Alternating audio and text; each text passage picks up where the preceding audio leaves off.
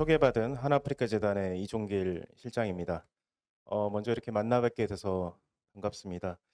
혹시 여러분들 오늘 이 자리에 오기 전에 한아프리카 재단에 대해서 들어보셨나요?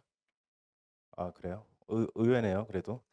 아무튼 뭐 들어보신 분도 계시고 또 이제 처음 들어보신 분도 계실 텐데, 지금 뭐 우리가 이제 그동안 아프리카를 생각하면 아프리카를 좀 우리가 뭐 원조의 대상이나 꼭 도와줘야 되고, 그리고 막 멀고 막 가난, 뭐 분쟁 이렇게만 인식하고 있는 그런 인식들이 많이 있었는데, 우리가 이제는 아프리카를 좀 동반자 관계 측면에서 생각할 필요도 있고, 그리고 우리 기업이나 우리 청년들 그리고 우리 스타트업들이 또 하나의 어떤 그 협력 모델로서, 그리고 협력 대상으로서 우리 또 아프리카를 생각할 필요도 있다 해서, 이제 그러한 목적과 이제 뭐 다른 목적도 있지만, 그래서 이제 재단이 이제 설립이 되었습니다. 그래서 올해 한 6년째, 이제 설립 이후에 이제 6년 차로 접어들고 있고, 지금 재단이 이제 뭐 여러 가지 사업을 하고 있는데, 오늘 이제 여러분들이 오신 목적은 또 스타트업에 대한 이야기를 또 듣고자 이제 오신 거기 때문에, 제가 이제 스타트업에 대해서 간단하게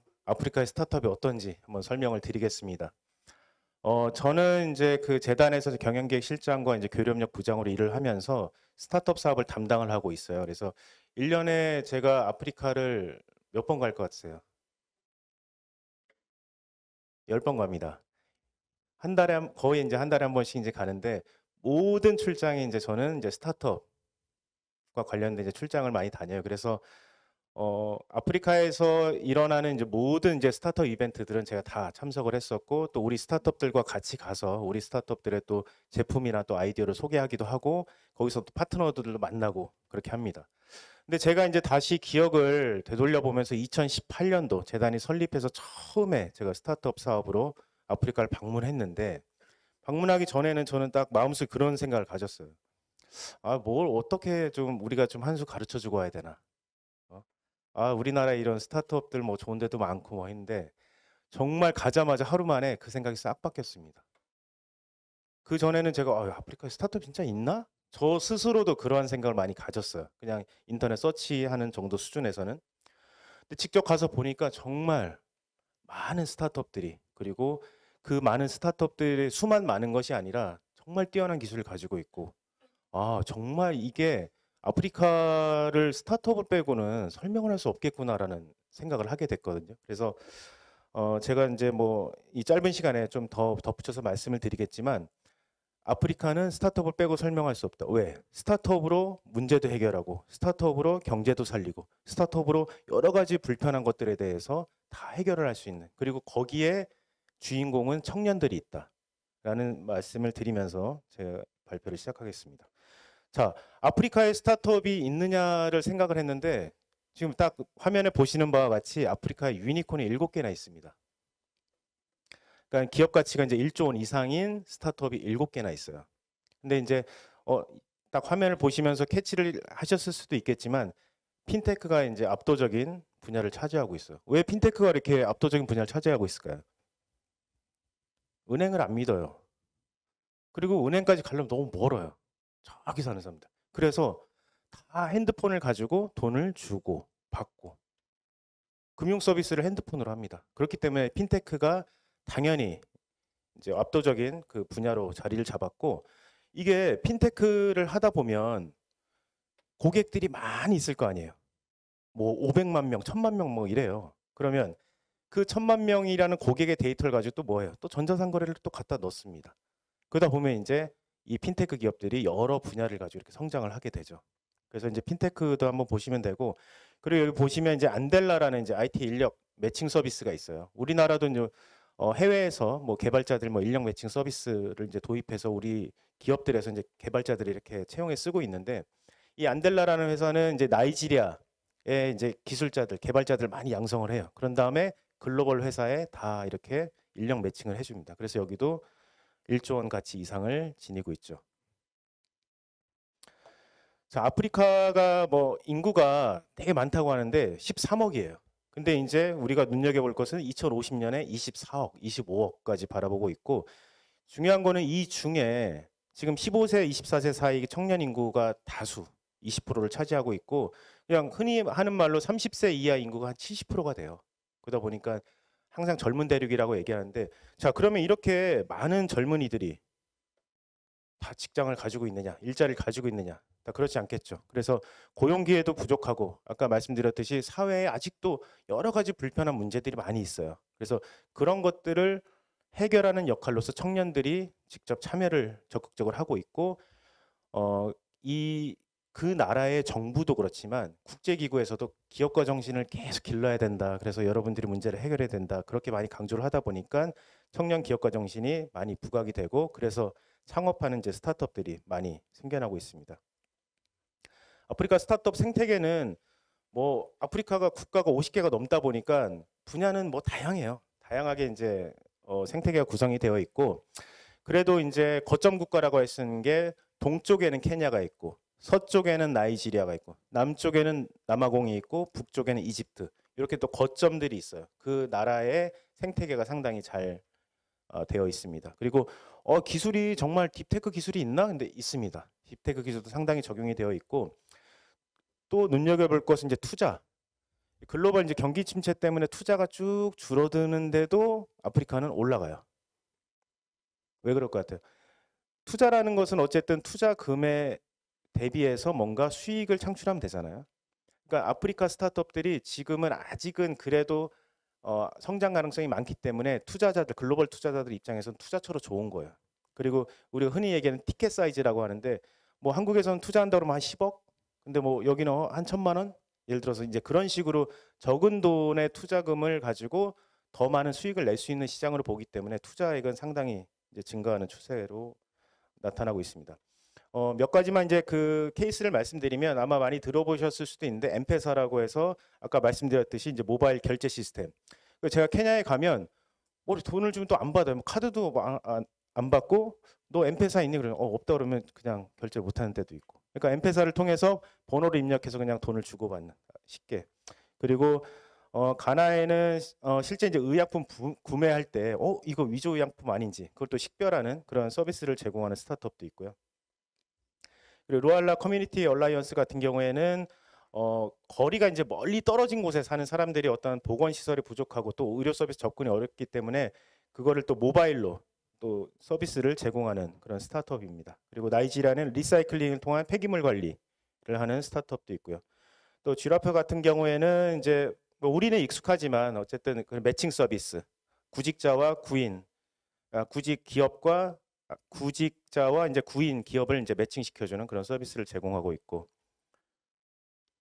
그리고 이제 제가 아까 투자에 대해서 말씀을 드렸는데 그 주요한 투자 분야가 있어요. 그게 이제 제가 여기에 꼽아놓은 이제 핀테크는 설명을 드렸고 헬스테크 같은 경우에는 아직도 이제 그 보건 인프라나 이런 것들이 잘 안 되어 있기 때문에 이게 좀 시장이 된다라고 해서 이제 많이 투자가 이루어지고 있는데 실제 가보면 그런 데들도 있어요. 딱 이게 와치를 차고 있으면 와치에서 이제 심박동수를 캐치를 해가지고 이게 심박동수가 뭐 안 좋으면 바로 뭐 앰뷸런스가 출동하는 뭐 그런 스타트업들도 있고 그래서 그런 데들이 최근에 투자를 좀 많이 받고 있고 에듀테크는 뭐 항상 강조되는 뭐 교육 분야이기 때문에 이것도 이제 스타트업 이제 투자 받는 주요 분야라고 볼 수 있고 농업은 거의 압도적입니다.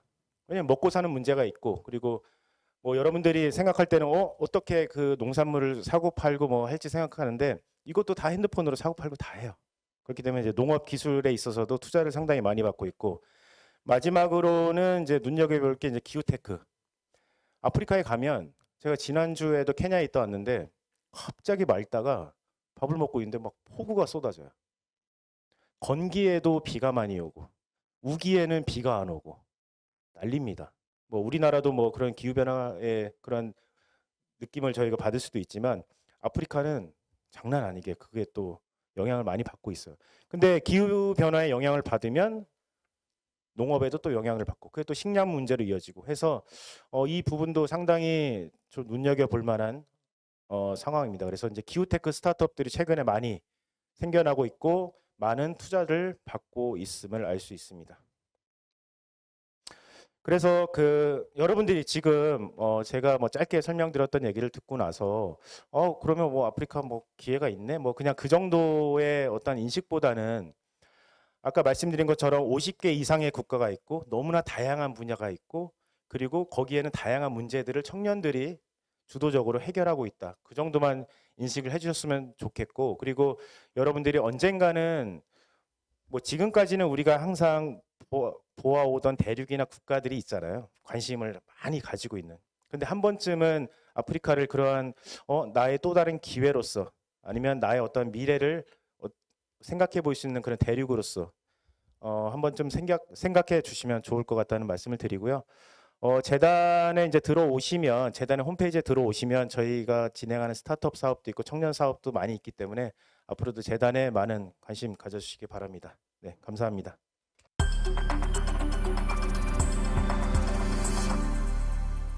네, 내촌글로벌의 김재현입니다. 지금 보고 계신 이 장면은요, 저희 세네갈 사업 부지입니다. 보시면 엄청나게 넓죠. 그리고 사실 저 뒤가 이제 바다고 여기는 이 세네갈 북부 쪽에는 산이었기 때문에 굉장히 넓습니다. 사실은 저희도 처음에 이 현장에 딱 가고서 땅이 넓은 게 이렇게 무서운 거구나라는 느낌을 들 정도로 정말 현장 가서 직접 보시면 또 굉장히 다른 느낌을 받으실 수가 있습니다. 여기는 사실 이거 이렇게 딱 보면 여기가 무슨 사막이지? 왜 사막 녹지한다고 하지? 하실 수가 있는데 사실상 이제 우기 때라서 이제 이런 거고요. 한 2달 요 반짝 이렇게 초록색이고 딱 지나면 이런 색깔로 변하게 됩니다. 그러니까 거의 한 1년에 10달 정도는 이 상태로 사람들이 살아야 되는 거예요. 모래 폭풍도 엄청 심하고 하루에만 모래가 쌓이는 게 몇 센치씩 될 정도니까 그러니까 굉장히 사실 사람들이 사는 게 좀 팍팍하죠. 근데 이 현장에도 여기다가 이제 수로를 놓게 되면요. 현장이 바뀌게 됩니다. 이렇게 갑자기 농사를 지을 수 있는 땅으로 변하게 됩니다. 그래서 저희도 처음에 이게 가능할까 싶었는데 현장에서 실제로 농사가 이루어지는 걸 보고 이거 사업화 가능하겠다라고 생각해서 거기서부터 시작을 해서 사업을 지금 진행을 하고 있습니다. 저희는 그래서 지금 사하라 사막이랑 사헬 지역을 지속 가능한 녹지화로 사막 숲을 만드는 내촌이고요. 좀 이따가 이제 비즈니스 모델이라던가 이런 거에 대해서 좀 더 구체적으로 설명을 드리도록 하겠습니다. 네, 내촌이란 하면 이제 내촌이 무슨 뜻인가요? 그 회사 이름이 좀 독특하네요. 이제 그러셔가지고 도시, 농촌, 어촌, 산촌 요 4가지의 마을을 저희가 이제 내촌이라고 이제 불렀고 이제 저희가 브랜드를 새로 만들었고요. 그래서 이렇게 지구촌이란 뜻이다라는 의미로 했습니다. 저희 회사에서 가장 중요하게 생각하는 미션은 세상에 정말 문제가 많은데 이 문제들을 해결을 해보자 한번. 근데 이걸 가지고 사업도 가능하게 하자. 여기에 가장 초점을 맞추고 있고요. 그리고 이게 웬만하면 그냥 몇 년 하고서 끝나버리는 게 아니라 지속 가능한 사업이 되게 만들자. 요즘에는 어딜 가나 항상 지속 가능한 이란 단어가 항상 다 붙죠. 기후변화도 그렇고 모든 곳에서 다 이런 걸 들으실 수가 있는데 그래서 저희가 고민하는 거는 이 솔루션을 어떻게 해야 우리가 지속 가능하게 할 수 있을까라고 고민을 좀 많이 하게 됩니다. 첫 번째로는 문제를 진단하고 솔루션을 찾고요. 아까 같이 그런 사막 현장을 보시면 여기서 농업을 해야 되는데 세네갈이라고 하는 나라가 주식이 쌀이거든요. 근데 쌀도 많이 실제로 생산을 해요. 강 따라서 정말 많은 사람들이 생산을 하는데도 1년에 150만 톤을 수입을 합니다. 쌀을. 그러니까 우리가 지금 150만 톤 하면 이렇게 딱 떠오르지가 않죠. 어떤 느낌인지. 근데 우리나라 사람들이 1년에 먹는 쌀의 총량이 한 사람이 먹는 총량이 한 57kg 정도 됩니다. 그러면 150만 톤이라고 하는 건 사실 어마어마한 수치고요. 거기다가 인구는 우리나라의 반도 안 되니까 사실상은 어마어마한 쌀을 수입을 하는 겁니다. 그러면 이런 사업을 왜 현지에서 사람들이 농사를 직접 안 짓고 이러고 수입을 하지? 이런 궁금증들을 계속 가지면서 문제를 진단하고 솔루션을 찾기 시작했습니다. 그래서 관련된 비즈니스를 기획을 하면서 결국에는 지속 가능한 거는 하나밖에 없다. 돈이 돼야 된다. 사람들이 이거 하니까 내가 돈을 벌 수 있어.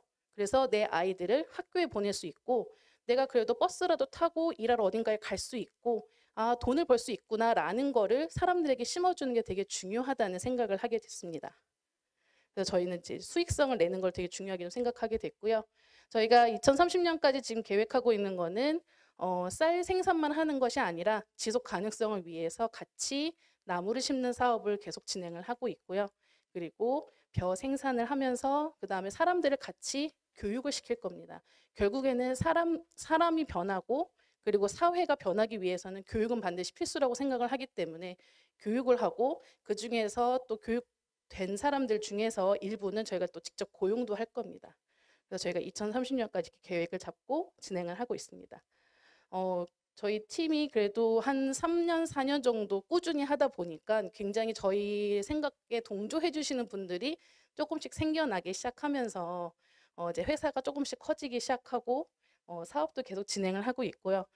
사업을 한다는 게 사실 예전에 어떤 건지 잘 몰랐는데 제가 이제 직접 하면서 저희 아이템을 어딘가에 가 설명을 해드리고 하다 보니까 자꾸 전문가 분들을 만나게 되는 거예요. 그래서 여러분들도 마찬가지겠지만 내가 하고 싶은 무언가 전문 분야가 딱 있으면 그 분야의 전문가를 직접 가서 만나고 연락을 하고 메일 보내고 저 이런 것 때문에 혹시 좀 상담이 가능할까요? 저희는 직접 정말 다 찾아다녔습니다. 그랬더니 생각보다 너무 많은 분들이 만나 주셨어요. 저희는 당연히 바쁘니까 좀 어렵겠습니다 이러실 줄 알았는데 굉장히 많은 전문가분들이 만나 주셨고 또 그분들이 저희한테 도움을 주시겠다고 해서 고문으로 같이 또 활동을 해주고 계십니다.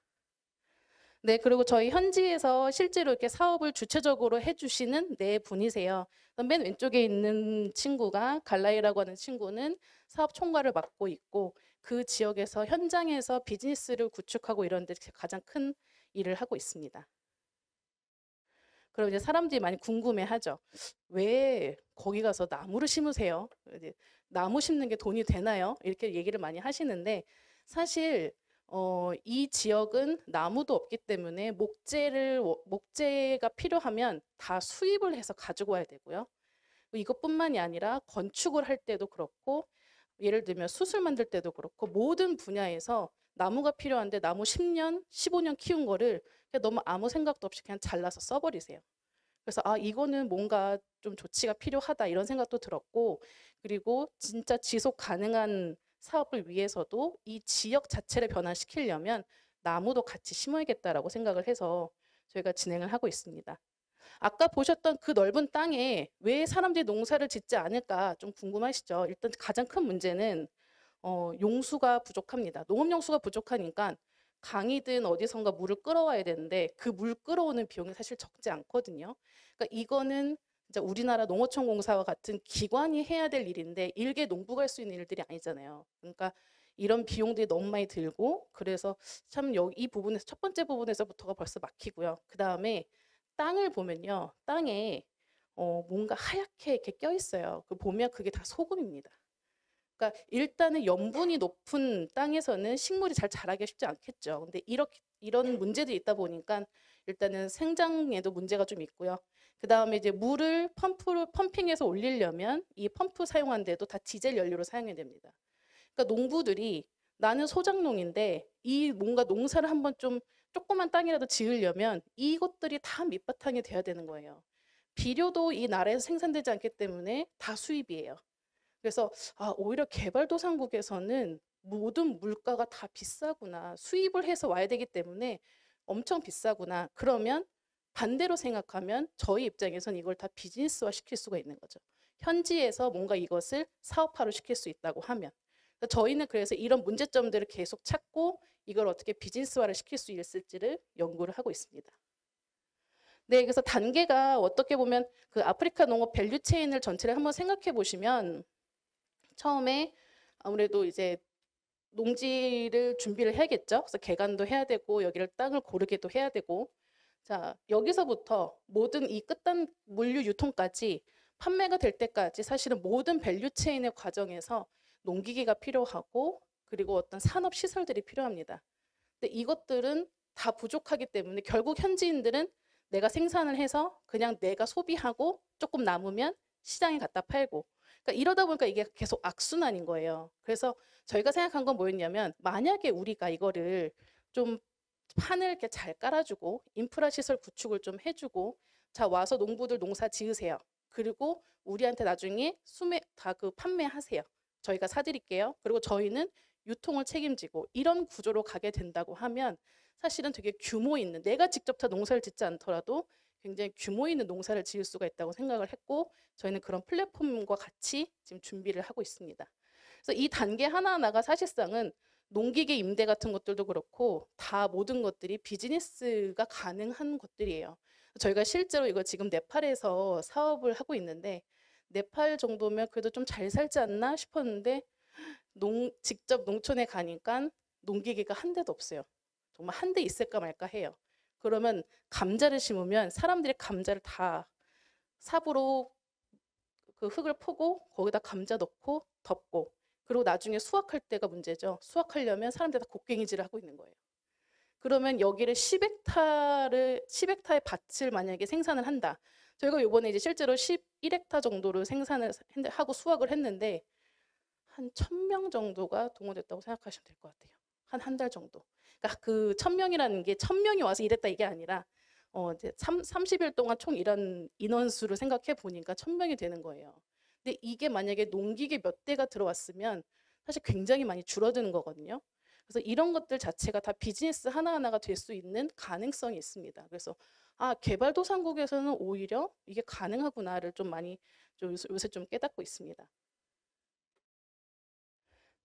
그래서 저희가 아까 앞에서 문제들이 되게 많다고 말씀을 드렸잖아요. 그래서 그 문제들을 저희는 지금 해결하기 위해서 하고 있는 것들 중에 하나가, 일단은 탄소 관련된 사업도 같이 진행을 하고 있습니다. 저희가 조림 사업도 직접 하고 있고, 그 다음에 메탄이 덜 발생하는 방식으로 벼를 생산하는 것까지 여러 가지 기법들을 최대한 탄소 저감할 수 있는 사업들을 이용을 하면서 요 탄소 저감 사업을 진행을 하고 있고요. 그 다음에 수로나 아니면 이제 관계 시설 구축하는 거, 그 다음에 디젤에서 태양광으로 전환시켜서 현지 주민들이 큰 부담 없이 이런 에너지원까지 같이 사용할 수 있는 이런 사업들을 같이 진행을 하고 있습니다.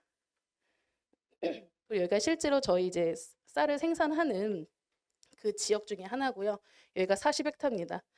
실제로 이렇게 논이 있는데도, 그리고 굉장히 농지 정리가 잘 돼 있잖아요. 이건 누가 봐도 정리를 한 논인데도 사람들이 농사를 짓지 못한 이유가 아까 앞에서 말씀드린 이제 그런 이유입니다. 그래서 저희가 이제 그 아까 염분기가 높은 토양에서 어떻게 생산을 하고 수확을 해야 되는지 이제 그런 거에 대한 솔루션들을 이제 계속 연구를 하고 있는 거고요. 그리고 만약에 나무를 심을 때도 이 수종 같은 경우는 어떻게 심어야 되는지, 이왕이면 뭔가 좀 과실이 생기는 그런 나무를 심는다고 하면 그 열매를 우리가 가공을 해서 판매하면 훨씬 더 부가가치가 올라가겠죠. 그래서 그런 수종들이 있을 때는 얘네들을 어떻게 생산해야 되는지에 대해서도 고민을 하고 있고요. 그 다음에 또 저희가 토양 개량을 계속하기 위해서 바이오차를 또 이용을 하고 있습니다. 바이오차는 탄소 분야에서도 굉장히 요새 핫한 분야 중에 하나이기도 하지만, 저희 같이 이렇게 염분이 높고 그 다음에 이렇게 굉장히 굉장히 고운 모래로 되어 있거든요, 땅이. 그러다 보니까 얘네가 물이 말라버리고 나면 정말 딱딱한 돌처럼 돼버려요. 진흙 덩어리처럼 돼버리기 때문에 이런 데다가 이제 뿌리들이 잘 내릴 수 있게 이렇게 구멍이 생기려면 저희가 이렇게 다공성인 바이오차를 같이 이용을 해서 이런 이점들도 있기 때문에 바이오차 생산도 같이 하고 있습니다. 그리고 태양광 사업도 이렇게 같이 진행을 하고 있고요. 그래서 저희가 가장 원하는 거는 사실상 현지인들이 큰 비용 들이지 않고 현지에 있는 어떤 인프라와 그 다음에 자원을 이용해서 순환 농법으로 농사를 지을 수 있는 방법들을 사실 최대한 연구를 하고 있습니다. 그래서 현지인들도 적은 비용으로 농사를 짓고 저희도 마찬가지로 그렇게 농사를 짓고, 그 다음에 또 한 가지는 아까 말씀드린 것처럼 탄소를 계속 줄이는 그런 활동들을 통해서 탄소 배출권을 발생시키는 사업까지도 연동을 하고 있고요. 그래서 작년에는 저희가 지금 산림청에서 진행하는 그 레드 플러스라고 하는 사업이 있습니다. 그 사업에도 탄소 저감 사업도 진행을 하고 있고, 농식품부는 아마 내년부터 저희가 진행하게 될 것 같은데 이런 탄소 관련된 사업을 진행을 하고 있습니다. 그래서 제일 중요한 거는 사실 이 모든 것들은 결국에는 사람이 다 밑바탕이 돼야 되기 때문에 교육이 제일 중요하다고 생각을 하고요. 그것 중에 하나로 저희가 이제 IT 리더를 양성할 때는 한국에서 일을 주고 아까 왜 실장님께서 말씀해 주셨잖아요. 이렇게 서로 이어주는 그런 IT 개발자들을 현지에 있는 IT 개발자들과 한국에 있는 개발자들이 함께 일할 수 있는 이런 플랫폼을 같이 구축하기도 하고 농업 같은 경우에도 그렇고요.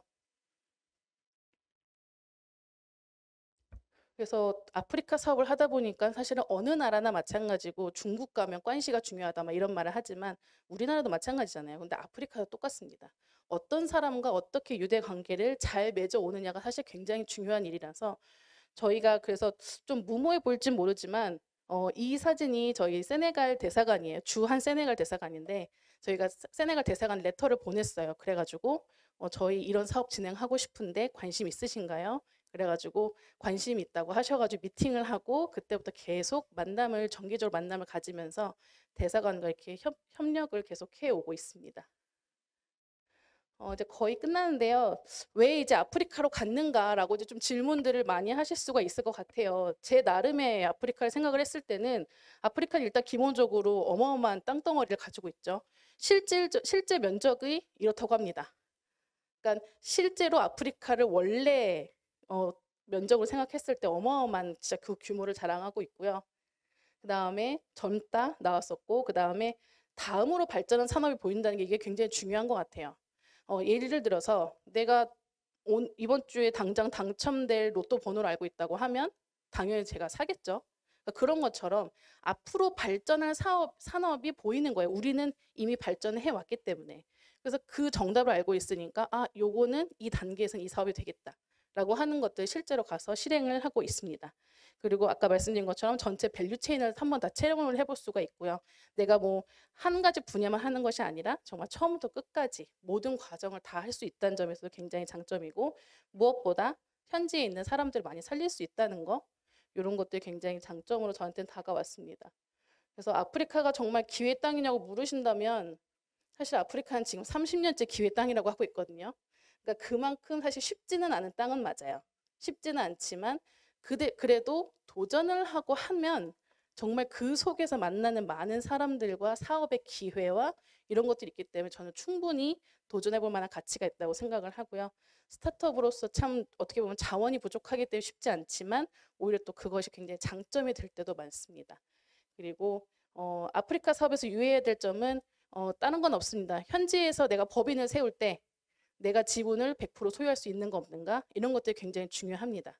거의 대부분 49대 51로 되어 있는데 저희가 세네갈을 선택했던 이유도 세네갈은 100% 지분 소유가 가능하거든요. 그래서 그런 것들도 굉장히 고려를 많이 하시면 좋겠고 그다음에 토지 같은 것도 토지 매매를 할 수가 있는지 외국인들이 이런 부분들 잘 따져보시면 좋을 것 같습니다. 네, 지금 저는 발표는 여기까지 끝내도록 하겠습니다. 감사합니다.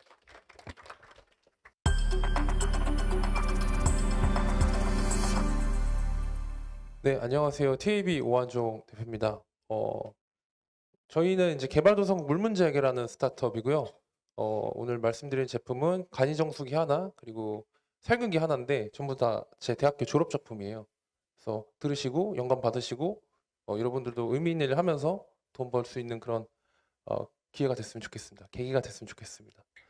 먼저 설명드릴 제품은 감염성 질병 예방을 위한 마개형 UV 살균기이고요. 이 제품은 라디스라고 하는 이름을 가지고 있습니다.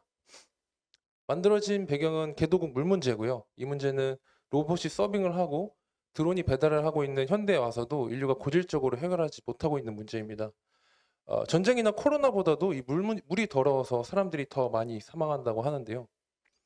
이 문제를 해결하기 위해서 소디스라고 하는 적정 기술 방법이 보급되었습니다.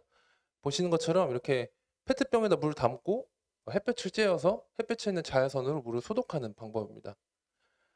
많은 개도국에 보급된 사례가 있고 특히 세네갈이 아니죠. 카메룬 같은 경우에는 한 40% 정도 보급된 곳의 마을에 물을 설사 발생률을 낮췄다고 합니다. 그러니까 어느 정도 효과가 있는 방법이라고 이해하시면 되는데 이 문제가 시간이 6시간이나 걸리고 여러 가지 사용법이 번거로워서 그리고 이렇게 우기 때는 쓸 수가 없죠. 그래서 효과가 있음에도 거의 쓰지 않는다고 합니다. 그래서 대부분이 물을 끓여서 소독하는데요. 이렇게 벌목으로 인해서 살밀림이 훼손되고 불을 피우면서 온실가스가 배출되는 문제가 있습니다. 그래서 저는 앞서 말씀드린 문제를 해결할 수 있는 최초의 마개형 식수 UV 살균기인 라디스를 발명한 건데요. 소디스에서 영감을 받아서 개발했습니다. 그래서 소디스는 솔라 디스인섹션의 약자예요. 그래서 태양에 있는 자외선을 UV C파장의 살균용 인공 자외선으로 대체해서 램프 디스인섹션의 약자로 라디스라고 지었습니다. 이거 보고 왜 레이디스냐고 이름이 그렇게 지었냐고 하시는 분도 계시는데 라디스입니다. 아무튼 예, 그래서 시간이 6시간이나 걸리는 것을 2분으로 단축을 시켰고요. 제품에 적용된 램프의 수명이 약 15,000시간 정도 되기 때문에 제품이 부셔지기 전까지는 핸드폰 충전기를 통해서 지속적 가능하게 물 문제를 해결할 수 있게끔 디자인했습니다. 사용법은 간단합니다. 그래서 여기 입구 뚜껑 규격이 다 같은데요.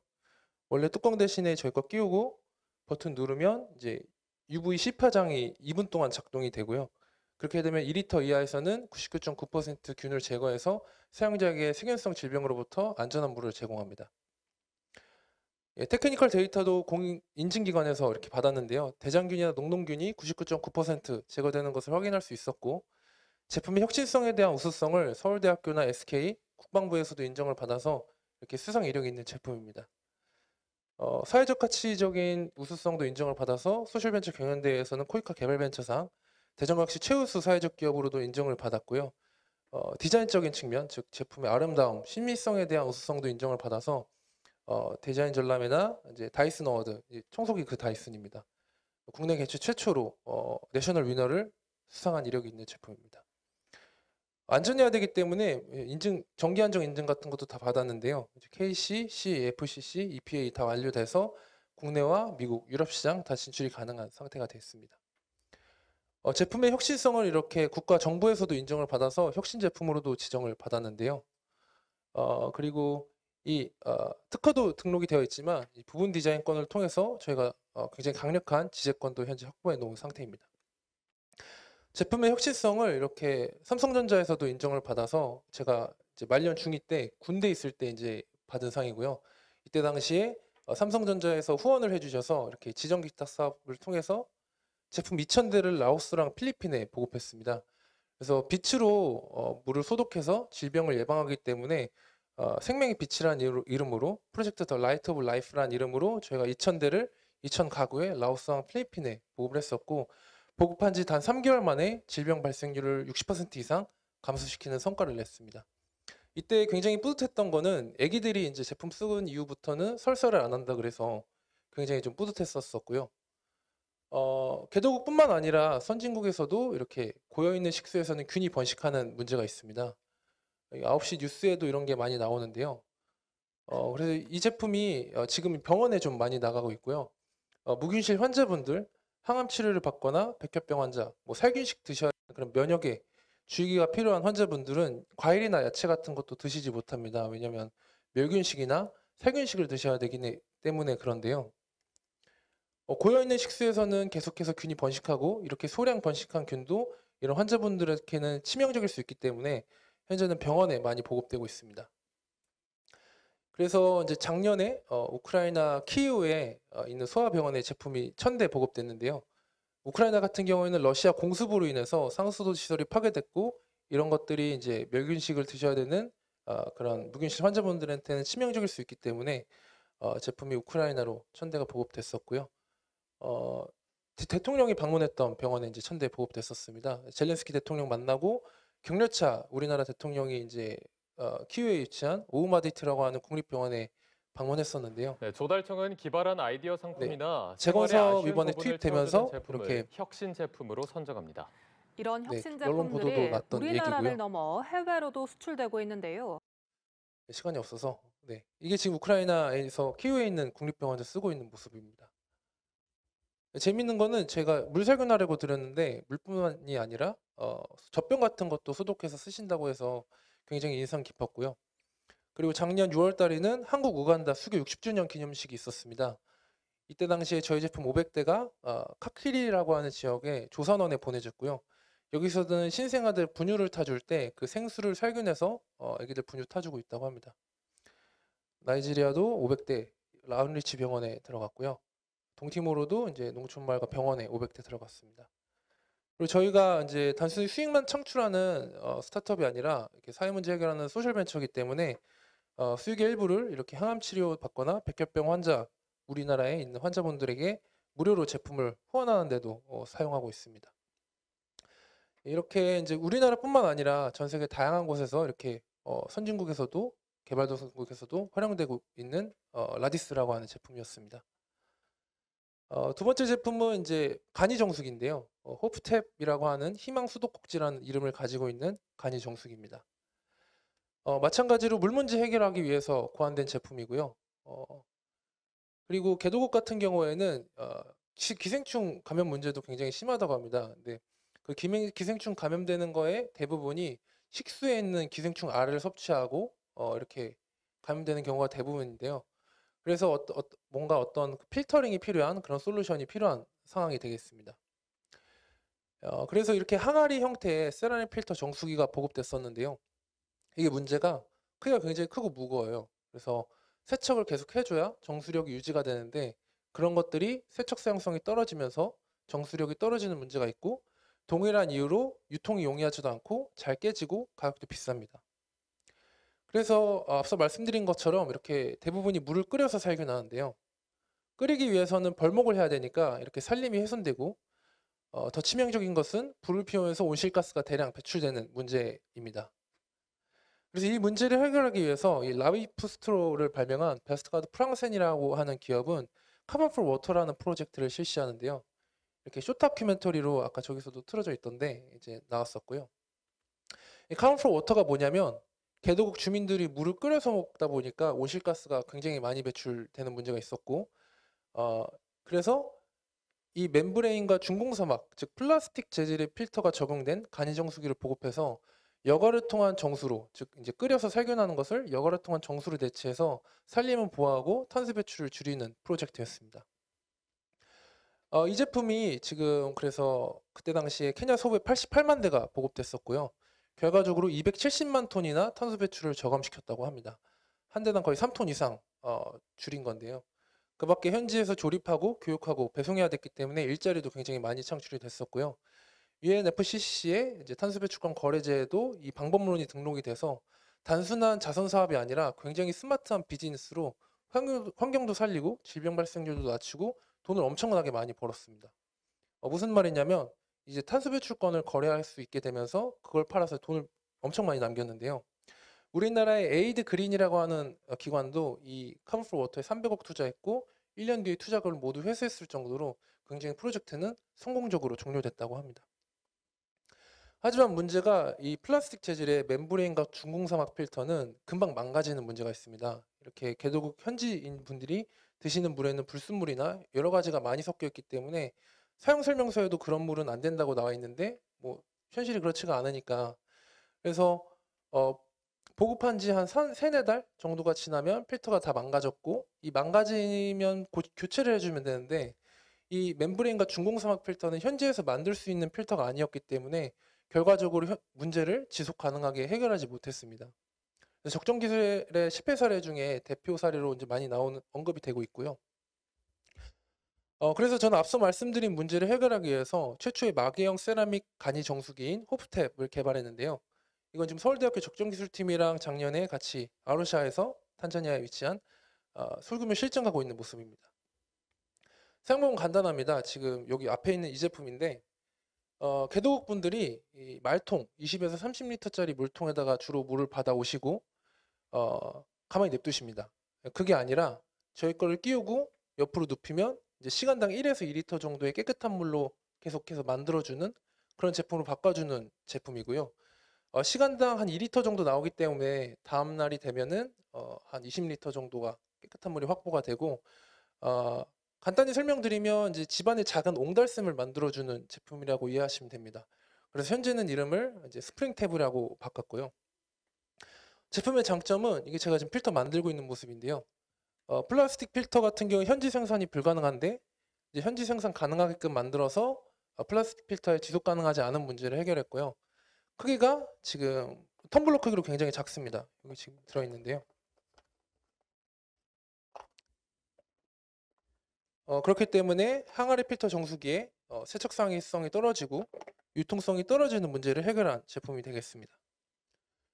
또한 이 비즈니스 모델은 단순히 기저제 보급하고 끝나는 비즈니스 모델이 아니라 현지에서 필터 공장을 만들어서 지속적으로 필터를 만들어서 이제 물 문제를 지속 가능하게 해결하고 탄소 배출권 지속 가능하게 만들 수 있는 그런 비즈니스 모델이라고 말씀드릴 수 있겠습니다. 그래서 그린 ODA라고 하는 게 요즘 좀 대세인데요. 예, 탄소 배출권이나 이제 산림을 많이 보호할 수 있는 그런 비즈니스 모델이라고 말씀드릴 수 있겠습니다. 또 이 세라인 필터는 저희가 커피 찌꺼기를 50% 정도 함유시켜서 업사이클링해서 만드는데요. 이것도 저희가 환경적인 가치를 창출한 요소 중 하나이고요. 작년에 베트남에도 1,100대 정도 보내서 이제 물 문제를 많이 해결했었는데 이게 베트남 수질연구원 통과한 그 데이터입니다. 이거는 이제 국내에서 탁도랑 균이 이제 국내 먹는 물 수준으로 이제 개선되는 것을 확인한 그런 데이터고요. 성과는 장관상을 3회 정도 수상했고 제가 이거 만들어서 이제 대한민국 인재상도 수상을 했었습니다. 그리고 현재 그 사우디 국영 기업인 아람코와 이제 탄소 배출권을 얻을 수 있다는 논리를 좀 인정받아서 NDA까지 지금 체결해 놓은 상태입니다. 그리고 작년에 저희가 서울대학교 적정기술팀이랑 같이 실증을 했었는데요. 자기는 계속 이걸 필터해서 옆집 하나 주고 또 필터해서 또 옆집 주고. 아빠 잡아줘. 이 사람 혼자 다 찍네. 저는 되게 걱정했던 게 이런 식으로 정수하는 제품을 제가 최초로 발명한 거다 보니까 생소하셔서 그냥 집안에 그냥 방치해두고 계실까봐 이 가기 전까지만 해도 엄청 걱정을 했었습니다. 안 쓰고 계실까봐. 근데 되게 엄청 뿌듯했던 거는 아까 들으신 것처럼 마을 전체에 뿌린 게 아니라 30가구에 뿌렸거든요. 근데 제품을 보급한 한 개 가정에서 못 받은 5개, 6개 가정을 주변에서 다 저희 제품 하나로 정수해주고 계셨고, 이거 제품 갖고 온 애가 이제 한국에서 왔다니까 여성분들이 이제 여사님들이 막 오셔갖고 자기 못 받았다고 저한테 그러시는 거예요. 그래서 굉장히 뿌듯했었고, 여기 지금 빨간 모자 쓰신 분은 구멍가게 운영하시는 분인데 저희 물을 정수해서 판매하고 계셨습니다. 그래서 센터장님께서도 보시고 굉장히 놀래서 이분들이 공짜로 주니까 그냥 고마워서 그냥 별론데도 꼭 좋다고 하는 경우가 많대요. 근데 이거 이제 굉장히 진짜라면서 굉장히 감탄을 하셨었고, 이때 굉장히 들었던 확신은 정말 필요한 거 만들었구나, 의미는 할 수 있겠다, 그런 생각이 많이 들었습니다. 이건 베트남이고요. 저희가 91.5% 정도 보급한 마을의 질병 발생률을 낮췄습니다. 제품이 발명 보급되면서 창출되는 환경적 가치는 이렇게 물을 끓여서 살균하는 것을 여과를 통한 정수로 대체해서 많은 산림을 보호하고 탄소 배출을 줄일 수가 있고요. 사회적 가치는 필터를 현지에서 지속 가능하게 만들 수 있기 때문에 질병 발생률을 낮춰서 빈곤을 퇴치하는 데 도움을 줄 수 있고, 경제적 가치는 우리나라보다는 다 해외 수출용이기 때문에 외곽되게 용이한 비즈니스 모델입니다. 네, 저는 산업 디자이너고요. 연세대학교 교수이자 국제개발 전문가인 김정생 이사 합류해서 사업 수행하고 있습니다. 네, 팀원들이고요. 현재 이 제품은 올해 2,500대가 생산돼서 탄자니아 모로고로 지역에 보내질 예정이고요. 아까 말씀드린 것처럼 필터 생산 인프라를 만들어서 지속 가능하게 물 문제 해결할 수 있는 그런 기반을 만들려고 하고 있습니다. 그래서 지속 가능하게 탄소 배출권 없고 질병 발생을 낮출 수 있는 그런 저희가 목표를 좀 달성하려고 하고 있고요. 네, 이상 TAB였습니다. 감사합니다. 네, 감사합니다.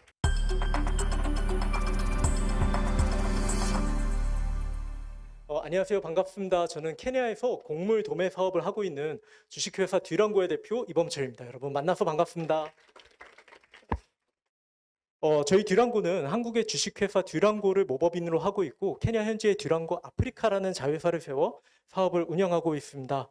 제 옆에 있는 제임스는 저의 오랜 친구이자 한국의 모법인을 함께 세운 공동 창업자인데요. 현재 케냐 법인 듀랑고 아프리카의 대표도 맡고 있습니다. 한국 친구와 케냐 친구가 함께 세운 회사다 보니까 저희는 늘 어떻게 하면 한국과 아프리카를 더 연결하고 가깝게 할 수 있을까 고민 많이 했어요. 그런데 거기에 딱 맞는 주제로 저희 6월에 한아프리카 정상회의가 열리잖아요. 그리고 그걸 위해 준비된 이 자리에 이렇게 아프리카의 열정과 마음이 있는 분들을 만나게 돼서 너무 기쁘고 감사합니다. 저는 저희가 오늘 어떤 사업을 하고 있는지 먼저 말씀을 드리고, 이후에 제가 어떻게 아프리카에 대한 꿈을 꾸고 공동 창업자를 만났으며 여기까지 오게 되었는지에 대해서 말씀드리려고 해요.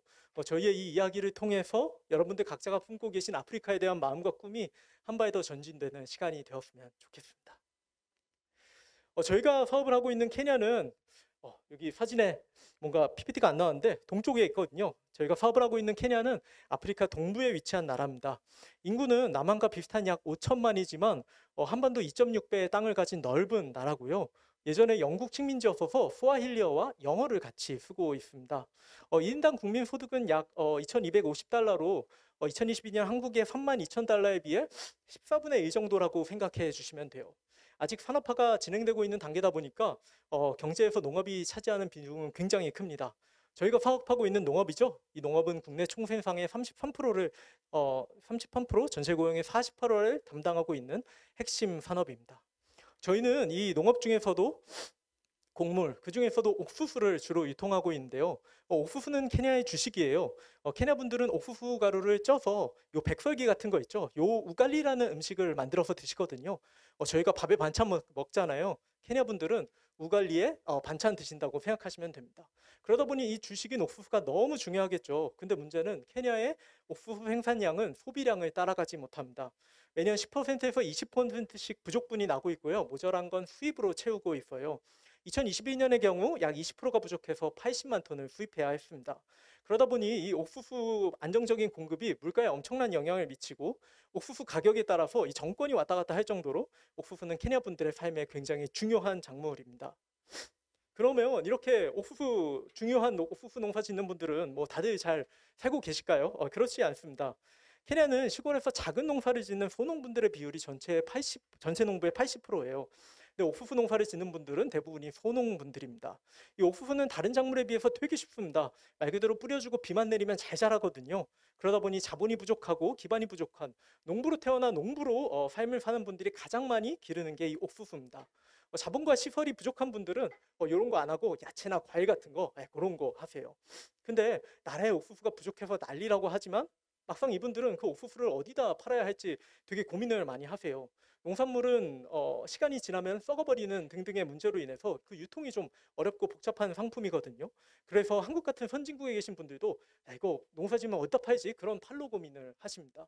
그런데 유통망도 인프라도 부족한 케냐는 뭐 시골에 계신 분들은 오죽하시겠습니까? 수확을 앞두고도 어디다 팔아야 될지 몰라서 어려움을 겪는 현실 속에서 이런 불안을 악용하는 브로커분들에게 많이 이용당하거나 휘둘리시는 게 현실입니다. 그럼 도시는 어떨까요? 도시는 역으로 식량이 부족해서 어려움을 겪고 있습니다. 잘 사는 동네야. 그런 분들은 그분들께 팔고 싶어서 전혀 문제가 없죠. 근데 소득이 조금 떨어지는 중하위 커뮤니티로 가면 이분들은 농산물의 안정적인 공급에 어려움을 겪게 있으세요. 그리고 케냐는 사실은 이런 분들이 대다수고요. 이분들이 도움을 받아야 하는 그런 진짜 돈 자체가 필요한 분들이 아니거든요. 근데 아무래도 유통기업들이 특히 개발도상국은 돈 있는 분들을 좀 쫓아가다 보니까 이런 지역에 계신 분들은 그에 따른 수량 부족, 물가 부족, 물가 불안정 등으로 되게 많은 어려움들을 겪고 계십니다. 팔려는 분들은 어디다 팔아야 될지 모르고 사려는 분들은 어디서 살지 모르는 구조 속에서 케냐의 유통 구조는 되게 길게 늘어져 있고요. 이런 비효율적인 구조 속에서 케냐의 수확 손실률, 즉 내가 수확은 했는데 소비자에 닿기 전에 유통 과정 중에 썩어버린 농산물의 비율은 약 30%에 달합니다. 그래서 저희는 이런 문제를 해결하고자 곡물 도매업을 하고 있어요. 우리나라 쌀이 부족하던 6, 70년대에 쌀 유통 사업 한다고 보시면 됩니다. 양국 사업 같은 거죠. 저희는 이렇게 농부분들을 잘 모아서 그분들이 힘써기는 작물들을 잘 구매하고요. 곡물을 갈던 보관하던 곡물은 건조해야 하거든요. 농부분들과 같이 말리기도 하고 포장도 하고 또 이걸 도시로 운송해서 도시에 있는 소매상분들께 다시 판매하는 일들을 하고 있습니다. 이게 온라인으로 중계만 하고 뭐 그런 게 아니다 보니까 실제로 오프라인에서 큰 물건이 유통되다 보니까 잘 들리시죠? 이게 오프라인에서 큰 물건이 유통되다 보니까 규모가 커질수록 그에 맞는 설비들이 필요하더라고요. 덕분에 이렇게 저희는 도시에 창고도 짓고 채용도 하고 되었고요. 물류를 위한 트럭도 확보하고 요즘은 옥수수나 콩을 대량으로 건조하기 위해서 설비도 만들고 있습니다. 이 사진은 저희 건 아니고 저희는 건설 중이라 참고하시라고 가져왔어요. 저희는 실제 판매를 2022년에 10월에 테스트 서비스를 하면 시작했고요. 감사하게도 지난 1년 반 동안 소매상 약 200분, 농부 약 180분들과 실질적인 지속적인 거래를 할 수 있었어요. 또 그만큼 저희에게 많은 잠재 고객 풀도 늘어나게 되었고요. 저희는 이를 바탕으로 좀 더 많은 고객분들에게 좋은 서비스를 드리기 위해 설비를 들여오고 거래하는 작물의 종류를 늘리고요. 통으로 파는 옥수수 대신에 옥수수 가루 먹는다고 했잖아요. 가루를 만들어서 공급하는 등 다양한 방면의 확장을 준비하고 있습니다. 이게 저희가 하는 현지의 곡물 도매 사업이에요. 혹시 이해가 좀 되셨을까요? 그러면 이제는 주제를 좀 바꿔서 제가 어떻게 아프리카에서 사업을 결심하게 되었고 어떻게 제 공동 창업자를 만났으며 어떻게 이 곡물 도매 사업까지 사업이 발전되었는지 그 단계를 좀 말씀드리려고 해요. 저는 대학원에서 개발도상국의 다양한 사회 문제를 어떻게 비즈니스로 해결할 것인가, 이것이 어떻게 기회가 되는가에 대해서 공부했습니다. 그리고 이걸 실제로 경험하기 위해서 인도에서 핀테크 서비스를 만드는 한국의 스타트업에 입사를 했어요. 많은 개발도상국들이 그렇듯 이런 분들, 인도 시골에 계신 분들도 은행이나 너무 멀다거나 혹은 제대로 된 신용이 없어서 입출금, 결제와 같은 금융이 주는 혜택들을 제대로 누리지 못하고 계시거든요. 이런 인구가 인도에 자그마치 10억이나 됩니다. 제가 일했던 회사는 이런 분들께 금융을 가능케 해드리는 걸 미션으로 다양한 핀테크 서비스들을 만들던 회사였어요. 저 또한 덕분에 인도의 다양한 지역들을 다니고 다양한 시골에 계신 분들을 만나며 그분들께 이커머스, 소액보험과 같은 핀테크 서비스들을 만들어드리는 일들을 할 수 있었습니다. 금융이 있는 곳에서 그 불편한 금융을 편하게 해드리는 것도 너무 좋은 일이죠. 근데 금융이 아예 없는 곳에서 그분들께 생애 첫 금융을 드리는 건 정말 기쁘고 행복하고 가슴 뛰는 일이더라고요. 동시에 저는 개발도상국에서 기업가를 훈련시키는 한 비영리 단체에서 활동하고 있습니다. 이를 통해 다양한 나라들과 지역들을 방문하고 다양한 문제들을 볼 수 있었고요. 또 그런 문제들을 해결하는 다양한 멋진 기업가들을 만날 수 있었어요. 이러한 개발도상국에서의 경험을 통해 저는 언젠가 기회가 나에게 주어진다면 이렇게 전 세계의 다양한 나라들의 문제와 그 해법들을 서로 연결하고 열정 넘치는 현지의 사업가들을 도와서 우리가 함께 그 문제를 해결하는 그런 회사를 해보고 싶다는 생각을 하게 되었습니다. 그리고 한국 다음에 중국, 중국 다음에 인도, 인도 다음에 아프리카라는 얘기 많이 하시잖아요. 그래서 내가 인도에서 이 많은 좋은 것들을 감사히 경험했으니 다음에 아프리카에 가서 이런 친구들과 함께 마음을 펼쳐보고 싶다는 생각을 했습니다. 그렇게 이 사업을 준비하던 중 이 사업을 결정적으로 하게 된 건 코이카 이노포트라는 프로그램이었어요. 코이카 이노포트 프로그램은 개발도상국에 진출하고자 하는 스타트업 창업자들을 도와주는 프로그램인데요. 평소 제 꿈을 잘 알고 계시던 지인분들께서 한번 지원해보라고 추천해 주셨습니다. 너무 감사하게 제가 여기 합격을 해서 프로젝트를 시작하게 되었고요. 이때 제가 함께 하자고 제안했던 게 아까 처음에 소개드린 제임스였어요. 제임스는 케냐 현지에서 다양한 사업들을 경험한 연수의 창업가인데요. 현재도 하고 있는 이 생수 사업으로 이렇게 TV에도 나왔던 멋진 사업가입니다. 이 친구와는 아까 말씀드렸던 그 기업가 양육 프로그램에서 저희가 처음 만났어요. 한국과 케냐를 오가며 함께 교제하면서 저는 이 친구가 가진 그 성품과 따뜻한 마음, 열정, 그리고 비즈니스로 정말 사람들의 문제를 해결해 주고 싶다는 그 스케일과 비전에 제가 감화되게 되었습니다. 그래서 내가 언젠가 아프리카에서 사업하면 나 이 친구랑 하고 싶다, 그런 마음을 가지게 되었어요. 그리고 코이카 이노포트에 합격했을 때 이 친구가 제 제안을 승낙해 주면서 저희가 실제 사업을 하게 됐죠. 저희가 처음부터 농업을 하려던 건 아니었습니다. 사실 제가 하려던 건 인도에서 봤던 시골을 위한 이커머스 모델이었어요. 근데 시골을 위한 이커머스면 고객분들이 다 시골에 있잖아요. 대부분이 보니까 농부더라고요. 그리고 그래서 그분들의 이야기를 듣고 알게 되면서 제가 깨달은 게 이 시골에 계신 우리의 고객분들에게 이커머스도 좋은데 그분이 진짜 절실하고 필요한 건 자기의 삶을 책임지는 농업 그 자체라는 걸 알게 되었습니다. 그리고 동시에 제 친구 제임스가 시골에서 또 농장을 운영하고 있었는데 그 친구가 그를 통해서 농부분들의 어려운 현실을 많이 알게 되었다고요. 그가 가지고 있는 그 농부분들을 향한 들끓는 마음을 알게 되면서 저는 우리가 사업을 하는 목적이 뭐 우리가 하고 싶은 거 하는 게 아니고 진짜 그 필요가 있는 분들의 필요를 채워주고자 하는 건데 우리가 마음이 있는 그 농부분들이 진짜 농업이 필요하시면 우리 농부를 하자. 그렇게 저희가 농업을 시작하게 되었습니다. 농부분들의 필요를 이해하고 그분들을 이해하기 위해 직접 농부분들을 만나고 이야기를 나눴어요. 들어보니까 해결해야 될 문제는 너무 많은데 그 중에서도 역시 돋보이는 건 유통이더라고요. 수확물의 판매. 그리고 이 유통에 대한 확신은 제가 한국의 농업 발전사와 아프리카의 현재를 비교한 연구들에서도 찾아볼 수 있었는데요. 공부를 계속하면서 농업은 이게 물, 전기, 비료, 땅, 씨앗, 날씨 엄청나게 많은 것들이 혼합된 진짜 복잡한 사업이더라고요.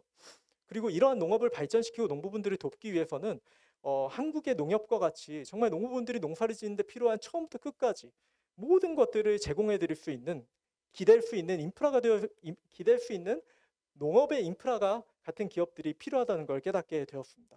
그래서 저희는 우리가 케냐와 동아프리카에 농협을 하자라는 비전을 가지게 되었어요. 근데 어디선가 시작해야 되잖아요. 이 농협에서 가장 중요한 부분이 유통과 금융이더라고요. 농민분들이 피땀 흘려 만든 농산물을 제값받게 해드리는 게 유통입니다. 그리고 이 농사를 짓기 위해서 한 해 동안 고생하시면서 그 필요한 농자재들을 적시에 구매할 수 있도록 도와드리는 게 바로 금융이고요. 근데 제가 인도에서 금융해 보니까 금융은 결국 데이터가 필요하거든요. 근데 케냐 소농분들은 그게 없잖아요. 그래서 저희는 유통을 통해서 농부분들의 네트워크를 확보하고요. 이렇게 만들어진 네트워크와 유통망을 통해서 그분들께 좋은 농자재를 유통하고 농업법을 알려드리고 그렇게 생산성을 올리고 확보된 데이터들로 금융을 제공하자라는 방향성을 세우게 되었습니다. 그래서 농부분들의 종합적인 인프라가 될 수 있는 농협과 같은 기업을 세우자는 비전을 가지게 되었죠. 그리고 그 시작점으로 농산물 유통을 하게 되었습니다. 그 다음부터는 유통 안에서 계속 비즈니스 모델들을 만들고 검증하고 실행하는 과정이었어요. 농부분들과 도시 서비스 분들이 진짜 우리 서비스를 좋아하실지 온라인을 쓰실지 이런 것들을 반응을 보기 위해서 이렇게 온라인 홈페이지를 만들어서 신청 페이지도 받았고요. 저희 서비스 인용 신청서를 받아보기도 했습니다. 실제 유통되는지 보려고 고객들을 만나려고 실제 저희가 팔아보기도 했는데요. 저희가 초기니까 샵이 없잖아요. 그 지역에 있는 커뮤니티에 우리가 몇 월 몇 시에 어디로 오시면 저희가 판매해드립니다. 주문하세요. 이런 걸 해서 길가에다가 배너 깔아놓고 농부분들, 도시에 있는 소매상분들, 고객분들 만나면서 실제로 팔아보는 일들도 했습니다. 그렇게 저희는 고객분들을 좀 더 알아갔고요. 어느 지역이 제일 좋을지 알기 위해서 장소를 바꿔가면서 테스트도 해보고 B2B를 한다면 어디가 좋은 고객인지 알기 위해 기관, 소매상, 리셀러 등을 만나고 그분들의 필요를 알아보기도 했습니다. 그리고 그 과정들을 통해서 저희가 현재 하고 있는 이 곡물 도매 사업에 이르게 되었고요. 물론 이 모델 또한 저희는 사업을 하면서 계속 고객을 알아가며 발전시켜 나가고 있습니다. 그리고 이런 과정들 속에서 아까 말씀드린 인노포트도 감사하게 1등으로 수료할 수 있었어요. 그리고 사업을 진행하면서 다양한 지원 사업들을 하고 많은 분들을 만나게 되는데요. 이런 프로그램이 특별히 감사했던 건 한국에서 아프리카 사업을 하면서 제일 어려웠던 것 중에 하나가 한국 분들 사실 아프리카 잘 모르십니다. 관심도 적고요. 특히 사업을 하시는 분들은 진짜 찾기 어려워요. 그런데 이런 지원 프로그램들은 아프리카에 열정 있는 분들을 함께 만날 수 있는 기회를 주셨어요. 코이카 이노포트는 개도국에서 한국으로 유학 온 공무원분들을 모아서 저희에게 네트워킹할 기회를 주셨고요. 이렇게 만난 친구들은 케냐와 한국으로 오가며 서로 교제하고 있습니다. 한아프리카 재단은 저에게 튀니지에 가서 이렇게 북아프리카 창업 생태계분들 만날 수 있는 기회도 주셨고요. 스타트업 대회를 통해 다른 창업가도 만나고 선배님들을 만나 조언을 얻을 수 있는 기회도 주셨고요. 이렇게 에티오피아 스타트업 컨퍼런스에 가서 패널로 참석할 수도 있었고요. 그리고 이렇게 인연들을 통해서 제임스도 한국에 데려와 한국의 선진화된 농업 시스템을 함께 보고 더 큰 꿈을 그리는 기회도 얻게 되었습니다.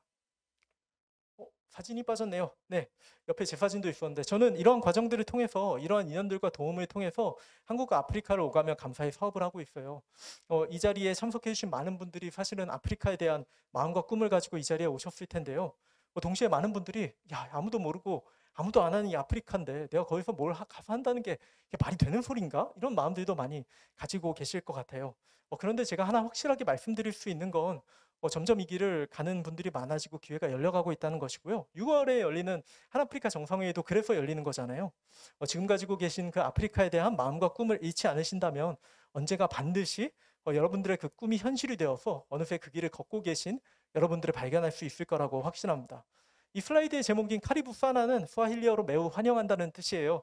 이 자리에 참석해 주신 많은 분들의 꿈이 이루어지고 연결해져서 케냐와 아프리카에서 만날 수 있는 그날을 기대하고 응원하고 또 환영하겠습니다.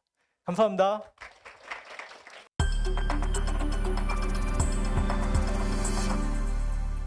네, 안녕하세요. 나인티 프로덕션의 대표 이솜이라고 합니다. 저희 평소 회사를 소개하는 자료는 좀 장표도 많고 숫자도 많고 좀 지루할 것 같아서 사진 위주로 좀 간단하게 준비를 해봤습니다. 이건 간단한 저의 양력이고요. 제가 이제 탄자니아에서 어떤 사업을 하고 있냐면 앞에 다시 보시면 왼쪽에 컬러풀 마제스티라고 하는 의류 브랜드 사업과 에솜이라고 불리는 뷰티 사업을 같이 진행을 하고 있어요. 그래서 탄자니아에 가서는 거기에 원단을 사서 옷을 만들고 한국에서는 뷰티 제품을 만들어서 수출을 하고 있습니다. 근데 이제 탄자니아에서 저는 아프리카에서 이 사업을 진행하고 있는데 여기에 대해서 이제 세 가지 키워드를 한번 뽑아봤는데요. 뭐 보통 이제 아프리카라고 하면 이제 왼쪽의 사진처럼 뭐 귀엽고 어린 친구들이 되게 맑고 깨끗한 시골에서 자라고 있고 뭐 도움이 필요하고 교육이 필요하고 이런 친구들이 살고 있다라고 흔히들 다양한 매체를 통해서 저희는 인식을 하고 있어요. 하지만 비즈니스를 하고 있는 저희 회사와 저의 입장에서는 제가 보는 탄자니아는 사실 오른쪽 사진들과에 더 가깝거든요.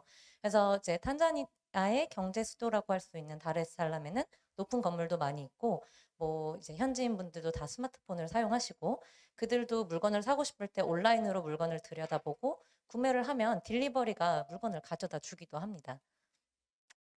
여기 부분 넘어갈게요, 시간상. 그리고 이제 뭐 10대나 20대 초반에 요런 또래의 이제 아프리카 친구들은 뭐 되게 이제 일찍이 여러분들처럼 스마트 기기를 좀 더 친숙하게 접해온 세대이기 때문에 한국에 대한 인식도 되게 많이 다르고 높아져 있어요. 그래서 이 친구들이 똑같이 저희들처럼 K 콘텐츠를 소비를 하고 요런 드라마들을 보면서 한국에 대해 이해를 하고 있기 때문에 이 친구들이 이제 실제로 사회 활동을 시작하게 되는 향후 몇 년 뒤에는 조금 더 원활한 커뮤니케이션을 하면서 현지 회사들과 업무를 할 수 있을 거라고 저도 기대를 하고 있는 상황입니다. 그러면 이제 저희가 뷰티 사업을 하고 있는 거에서 먼저 얘기를 해드리려고 하는데요. 저희가 처음에 이제 갔을 때 되게 많은 분들이 한국 화장품을 궁금해 하셔서 저희도 기획을 하게 됐었고, 이제 그분들에게 이제 화장품을 접근할 때 이제 저는 세 가지 키워드를 먼저 소개를 해드리려고 이렇게 세 가지를 써왔는데요. 이분들이 이제 데이터적으로 봤을 때 아프리카 화장품 시장이 계속 성장을 하고 있고, 이분들이 한국 화장품이 좋다는 소문도 알고 있고, 내 피부 타입에 맞는 화장품을 가지고 싶어도 해요. 근데 그거에 대해서 아직까지는 정보가 많이 부족하고, 이런 것들을 저희가 좀 접근을 해서 좋은 결과를 가져오고 싶다는 생각을 했습니다. 특히나 한국의 이 뷰티 시장이 굉장히 큰 거는 맞고, 글로벌적으로도 많이 알려져는 있지만, 잘 생각해 보시면 어두운 피부 계열을 가지고 있는 그 인종에 대해서 고민을 해보고 연구를 한 화장품은 아직 많이 없어요. 그래서 그런 부분에 있어서 저희가 조금 먼저 앞서서 연구를 해보면 어떨까 이런 마음으로 시작을 했고요. 뭐, 네, 이제 이 수출업계, 뷰티 수출업계 분들조차도 사실 아직까지는 아프리카 하면 지식이 많이 없기 때문에 아프리카 정도는 메이드 인 코리아라고 쓰여 있는 화장품 가지고 가면 그냥 다 팔리는 거 아니야? 이렇게 생각하시는 분들이 많으세요. 근데 제가 앞에 설명했던 것처럼 이 친구들도 다 핸드폰으로 온라인을 통해서 많은 정보를 검색하고 있기 때문에 무작정 메이드 인 코리아라고 찍혀 있는 제품을 가져간다고 판매가 되는 것은 아닙니다. 그리고 이제 또 착각하고 있는 파트가 있는데, 저희가 여름에는 좀 땀이 많이 흘리니까 뽀송뽀송하긴 발림성이 있는 그런 제품을 찾잖아요. 그런 것처럼 아프리카가 덥기 때문에 그런 제품을 선호할 거라고 생각하시는 분들이 많아요. 근데 이제 좀 다른 게 인종적으로 저희가 다르다 보니까 아프리카 사람들은 사실 건성인 분들이 되게 많습니다. 그래서 이 건성 피부를 극복하기 위해서 오일이라든지 굉장히 보습력이 좋은 제품들을 선호하는 경우가 많아요. 그리고 이제 미의 기준 자체가 좀 이제 몸이 이제 광채가 나고 좀 번쩍번쩍한 느낌이 나는 그런 스타일을 좋아하기 때문에 발림성이 조금은 끈적이더라도 자신의 얼굴빛이나 몸빛이 조금 광채가 날 수 있는 그런 제품을 선호합니다. 그래서 사실 아프리카에서는 굉장히 오일 소비량이 높은 나라 중에 하나예요. 지역 중에 하나예요.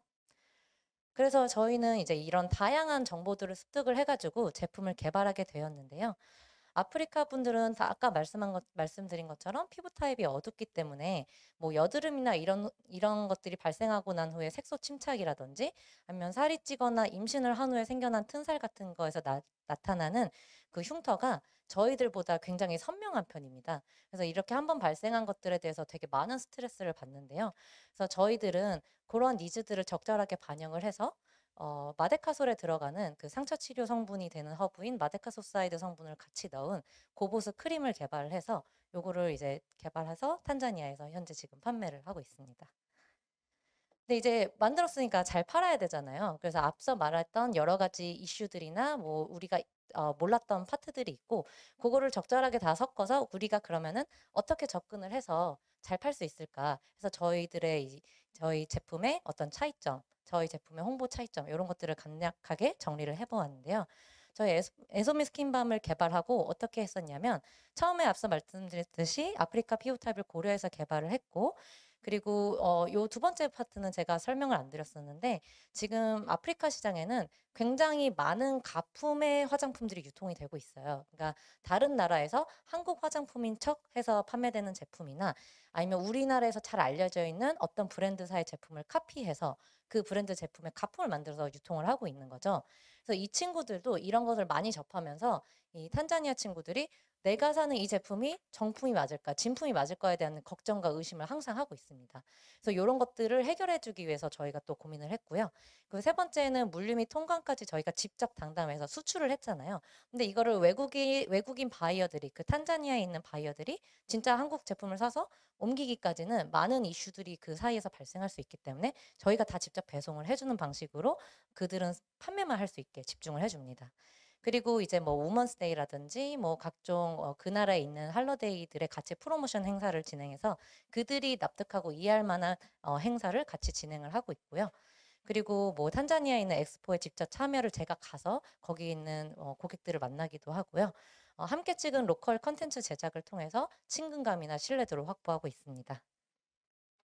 그래서 뭐 이런 사진들인데요. 아까 말했듯이 가품에 대한 염려가 되게 많다 그랬잖아요. 그래서 제가 아예 직접 같이 컨텐츠를 찍어서 내가 한국인이고 이 제품이 우리 회사의 제품이고 내가 다 가져온 제품이야. 여기에는 가품이 있을 수 없어. 이런 식으로 설명을 같이 했었던 거죠. 그리고 요 제품, 요런 사진 같은 거는 이제 포스터나 브로셔인데요. 이제 한국 같은 경우는 사실 요즘은 요런 종이로 된 이제 광고물을 잘 접할 수가 없어요. 대부분 링크나 QR코드나 뭐 이런 걸로 대체를 해서 홍보를 하기 마련인데 아직 아프리카에는 그래도 조금 아날로그적인 부분이 많이 있기 때문에 그들의 특성까지 같이 고려해서 저희는 서브로 요런 아이템까지 같이 이제 셀러들에게 전달을 합니다. 그러면 그분들이 이제 판매를 하시면서 고객분들에게 요런 간단한 브로셔나 포스터를 같이 끼워 드리는 거죠. 요런 내용은 넘어가도록 하고요. 그래서 앞에 내용들은 저희가 이제 뷰티 시장에 어떻게 지금 진입을 하고 있는가, 그리고 어떻게 저희가 탄자니아에서 저희 회사 브랜드가 무명인데도 불구하고 브랜드로서 인식을 시키고 안착시킬 수 있었는가에 대한 얘기였고요. 사실 제가 탄자니아에 맨 처음 가게 됐던 거는 화장품 때문이 아니고 의류 패션 브랜드 때문이었거든요. 그래서 요 얘기를 조금 해보려고 합니다.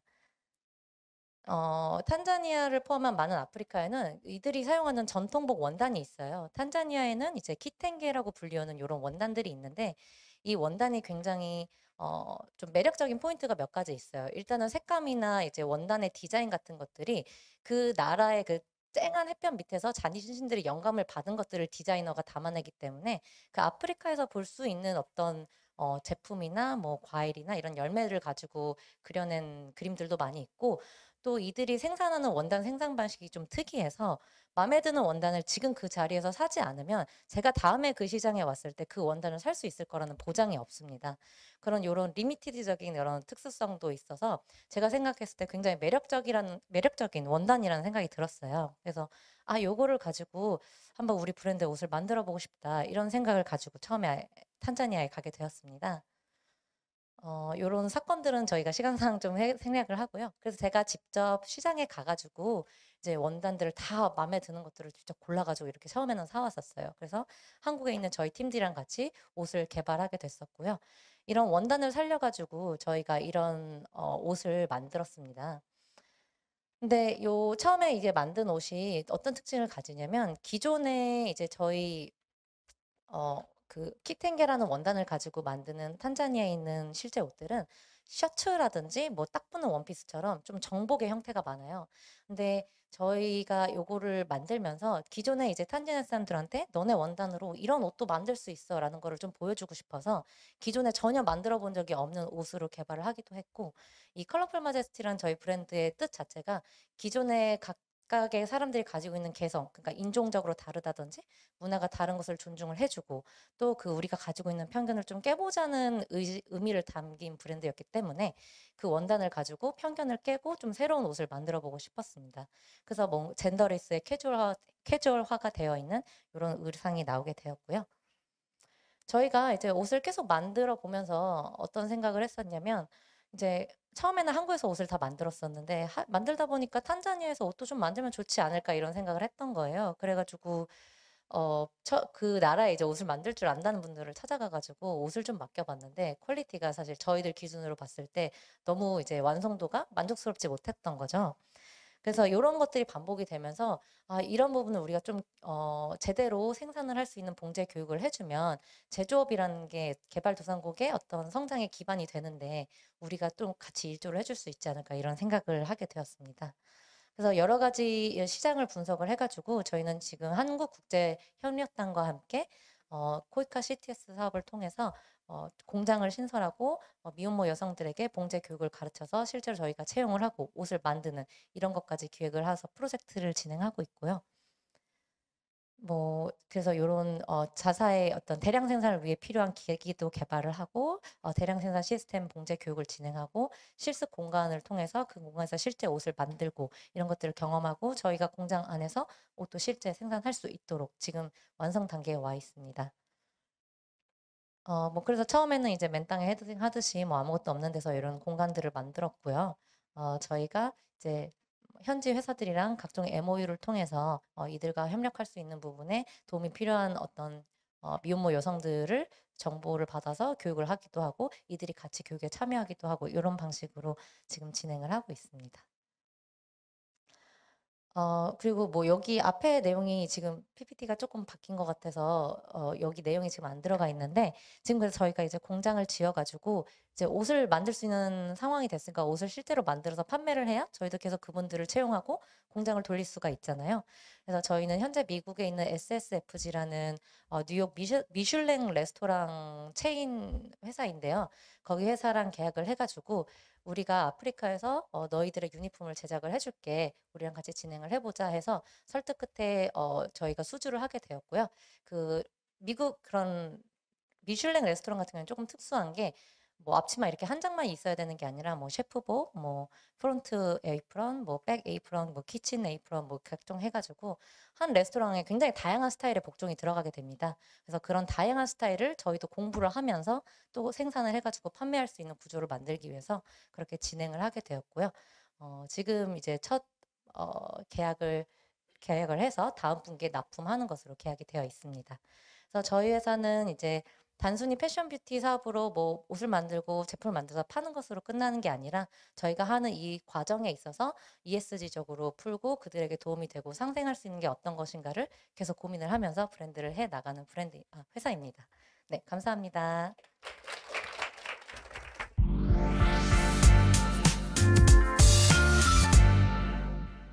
안녕하세요. 먼저 멋진 발표 해주셔서 모든 대표님들께랑 그리고 연구소장님께도 너무 감사드립니다. 저는 그 농업이랑 그 녹지화 산업에 관심이 많은 대학생인데요. 대학생 이줌이라고 하는데요. 그래서 내촌 글로벌의 김재현 대표님께 하나 여쭤보고 싶습니다. 처음에 이제 여러 사업을 어떻게 해오셨는지 설명을 해주셨는데 처음부터 녹지화에 관심이 많으셔서 내촌 글로벌이라는 기업을 세우게 되신 건지 아니면 문제점을 찾아내게 돼서 그럼 이를 해결해야겠다는 생각으로 스타트업을 설립하게 된 건지 궁금하고요. 그리고 하나 더 궁금했던 게 마지막에 왜 아프리카를 선택했는지에 대해서 설명해 주셨는데 그때 스타트업의 자원이 부족한 점이 장점으로 다가왔다고 말씀을 해주셨는데 이와 관련된 경험이 있으셨는지 궁금하고 그리고 다른 스타트업 대표님들도 혹시 인프라가 부족하다는 점이 장점으로 와닿았던 점이 있다면 공유해 주시면 감사할 것 같습니다. 질문 수준이 굉장히 높네요. 저희 일단은 언제부터 아프리카 사업을 좀 생각을 했었냐면 제가 이제 국내에 콩고 민주공화국 친구들이 되게 많아요. 근데 그 친구들이 다 우리나라에서 석박사를 한 IT 진짜 인재들이거든요. 근데 그 친구들한테 물어봤어요. 너 그러면 너희 나라 돌아가서 무슨 사업할 거야?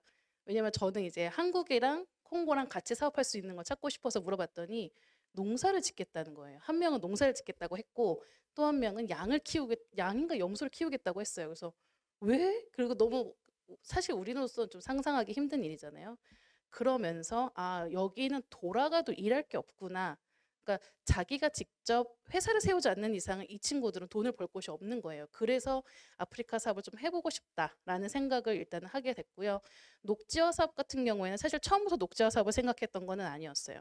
저희가 이제 세네갈 같이 사업하기 좋은 나라라는 거를 이제 선정을 하고 그다음에 원래 농업 사업은 해야겠다라고 생각을 했었는데 세네갈이 상당히 녹지화 그 사업이 잘 된 나라 중에 하나라고 손꼽히는 나라거든요. 그린월 프로젝트라고 하는 프로젝트가 있는데 그게 되게 잘 됐다고 했는데도 막상 가서 보면 사실 그렇지가 않습니다. 그래서 이왕 할 거면 좀 제대로 해보고 싶다라는 생각에서 녹지화 사업과 농업 사업을 같이 진행하는 것도 있고요. 그 다음에 아까 그 스타트업이 자원이 적은 게 왜 장점이냐고 하셨는데 사실 대기업이 움직이게 되면 자원도 많고 인적 자원도 많고 자본도 많고 하기 때문에 좋을 것 같지만 굉장히 무겁기가 그러니까 움직이기가 굉장히 무거워요. 그래서 내가 뭔가 아프리카 사업을 처음 시작해보고 싶다라고 하면 사실 몇 년 동안 기획을 해야 되고 이 사업 하나가 진행되기 위해서는 정말 무수히 많은 사람들 설득을 해야 되는데 저는 스타트업이고 저와 뜻이 맞는 몇 명의 사람들이 모여서 기획을 한다면 정말 조그만 자본만 있어도 얼마든지 움직여서 실제로 작은 테스트를 POC들을 계속 진행을 해볼 수가 있는 겁니다. 저희가 그렇게 해서 네팔도 POC를 1차를 작은 사업을 시작을 하면서 이거 사업 되겠네 라고 생각을 판단을 하면 바로 이제 사업에 뛰어드는 그런 방식으로 사업을 하기 때문에 스타트업으로서는 되게 좋은 장점이 많다고 생각을 합니다. 그리고 앞으로 무궁무진한 그 구매할 수 있는 잠재적인 구매자들도 엄청 많은 시장이기도 하고요. 질문 네, 되셨을까요? 됐습니다. 다른 분들 첨언하실 분 있으실까요? 네, 없으시면 비대면으로 지금 이제 DM으로 질문 주셨는데요. 먼저 그 윤다정님의 질문입니다. 그리고 한 분은 이제 여기 성함이 없어가지고 아마 자 먼저 윤다정님께서 내촌 대표님에게 파트너를 두고 같이 하면 문화적 차이로 인해 다양한 어려움이 있을 수 있는데 현지인들과 사업 파트너로 할 때 뭔가 이런 부분에서 어려움이 있으셨는지 그리고 비슷한 결로 듀랑고의 이범철 대표님 역시 파트너를 두고 일을 하시는데 어려운 일 또 갈등 생기면 어떻게 대처하시는지 이 부분에 대해서 답변 부탁드립니다. 네, 일단은 저희 같은 경우에는 세네갈이 불어권 국가이기 때문에 언어에서 가장 큰 문제가 있는데 그러다 보니까 저희가 이제 온라인으로 이제 회의를 하면 어떻게 재밌게 하냐면요. 처음에 인사할 때는 사바 그러면서 이제 프랑스어로 얘기를 해요. 근데 그다음부터 제가 이제 프랑스어를 못하기 때문에 온라인 구글 미트를 닫습니다. 그리고 왓츠앱을 켜고 저는 영어로 쓰고 상대방이 있는 친구는 불어로 하는 걸 다시 영어로 번역하고 서로 그렇게 하면서 한참 이제 회의를 진행을 하고요. 주로 하는 얘기는 요번에 농사 뭐 지을까, 수종은 뭘 결정할까 이런 거 이제 대화를 하고 또 이제 다 왓츠앱을 닫고 마지막에 인사할 때 다시 구글 미트를 켜고 인사하고 끝냅니다. 이게 사실은 조금 어려운 부분인 것 같아요. 근데 언어적인 부분을 제외하고는 아직까지는 괜찮은 것 같습니다. 네. 저 같은 경우는 참 문화가 어려운 것 같아요. 저는 이 친구가 벌써 안지도 오래됐고 사업을 함께 한 지도 2년이 넘었지만 내가 이 사람을 이렇게 몰랐던가라는 생각을 계속합니다. 최근에 느꼈던 것들은 저희가 같은 단어를 영어로 쓰지만 생각하는 게 되게 다르더라고요. 예를 들면 우리가 계획을 얘기한다든지 뭐 재무계획 혹은 우리가 많이 알고 있는 단어들이 케냐에서 경험할 수 있는 수준의 것과 한국에서 경험할 수 있는 수준의 것은 다르거든요. 그러다 보니까 우리가 같은 얘기를 계속 하는데 너는 딴 생각하고 나는 딴 생각하고 아마 그 친구도 제가 케냐의 현실 농업을 그 친구만큼 알지 못하니까 아마 비슷한 고민을 할 것 같습니다. 그 부분에 대해서는 첫 번째는 그냥 서로 그 차이가 있다는 걸 인정하고 계속 그런 부분들을 밝혀나가려고 노력하는 게 중요한 것 같아요. 특히 한국 분들은 이제 체면이나 이런 게 있어서 조금 숨기시는데 솔직하게 얘기하는 게 큰 도움이 됩니다. 그리고 저희 그 교수님께서 늘 그분의 문화는 존중하되 오피서에서는 글로벌 스탠다드를 지켜야 된다는 얘기를 하시거든요. 다만 케냐에 있는 친구들도 혹은 개발도상국에 있는 친구는 그 글로벌 스탠다드가 뭔지 잘 경험을 못 해봤으니까 모르거든요. 그러면은 거기에 맞는 규칙들을 세워서 그 규칙들을 따르도록 하는 게 중요하다고 생각합니다. 예를 들면 우리가 소통을 할 때 내가 메시지를 하면 그 다음에 얼마 만에 답장하고 만약에 미팅에 못 오게 되면 꼭 연락하자. 이런 사소한 것들이 서로 간에 쌓이는 오해와 갈등들을 줄여준다고 생각합니다. 무엇보다는 계속 인정하고 노력하고 품어가는 게 중요한 부분이라고 생각합니다. 네, 좋습니다. 자, 대면 수강생 여러분 질문 손 들어주세요. 네, 저기 두 번째 줄 체크무늬 남방 입으신 분. 두 번째 줄 체크무늬 예, 남방이요. 예. 제가 여기서 보고 손이 가장 빨리 올라오는 거로 지목을 하고 있습니다. 안녕하세요. 저는 지금 대학교에서 경제학 전공하고 있는 이주연이라고 합니다. 오늘 강의 다 잘 들었는데 저는 이한규 소장님께 질문 드리고 싶은 것이 있어서요. 제가 얼마 전에 책을 읽었는데 거기에서 아프리카 시장이 되게 앞으로 잠재성이 되게 크고 저희가 생각하는 것만큼 그렇게 후진국이 아니다. 개발도상국이긴 하지만 거의 모두가 스마트폰을 사용하고 있고 그런 곳이라고 들었는데 그래서 저는 마냥 아프리카라는 곳을 엄청 되게 나아지고 있는 곳이라고만 생각했거든요. 그런데 오늘 강의를 들으면서 아직도 당면해야 할 문제가 엄청 많다고 다시 느꼈어요.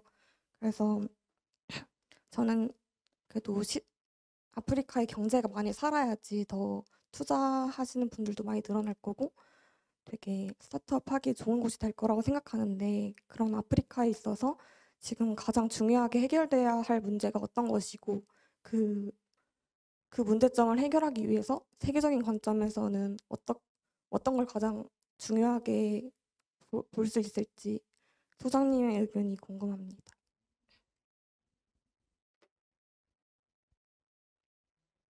네, 질문 감사합니다. 여기 스타트업 하시는 분들이 저보다 경제는 더 잘 아실 것 같아서 좀 조심스러워지는데요. 사실 아프리카의 경제가 그렇게 급속하게 발전하고 있지는 않습니다. 제가 이제 1989년에 이제 아프리카 처음으로 갔었습니다. 그때 이제 그때는 거의 핸드폰이 없었고요. 그러다가 2009년 7년경에 이제 또 아프리카를 갔는데 그때는 또 핸드폰이 많이 생겼어요. 이제 스마트폰이 아니고 핸드폰이요. 그래서 근데 지금은 이제 대부분 핸드폰을 다 사용하고 있습니다. 그러니까 일반 유선폰은 지금 거의 없다 이렇게 볼 수가 있고요. 그러니까 1988년에 제가 갔을 때는 한국에 전화하려면은 우체국 가서 이렇게 번호 가르쳐주고 몇 번 박스로 가라 그러면 이제 전화하고 이제 그런 식이고 그다음에 이제 누구한테 아는 사람한테 빌려서 전화할 정도인데 지금은 그걸로 이제 환전도 다 되고요.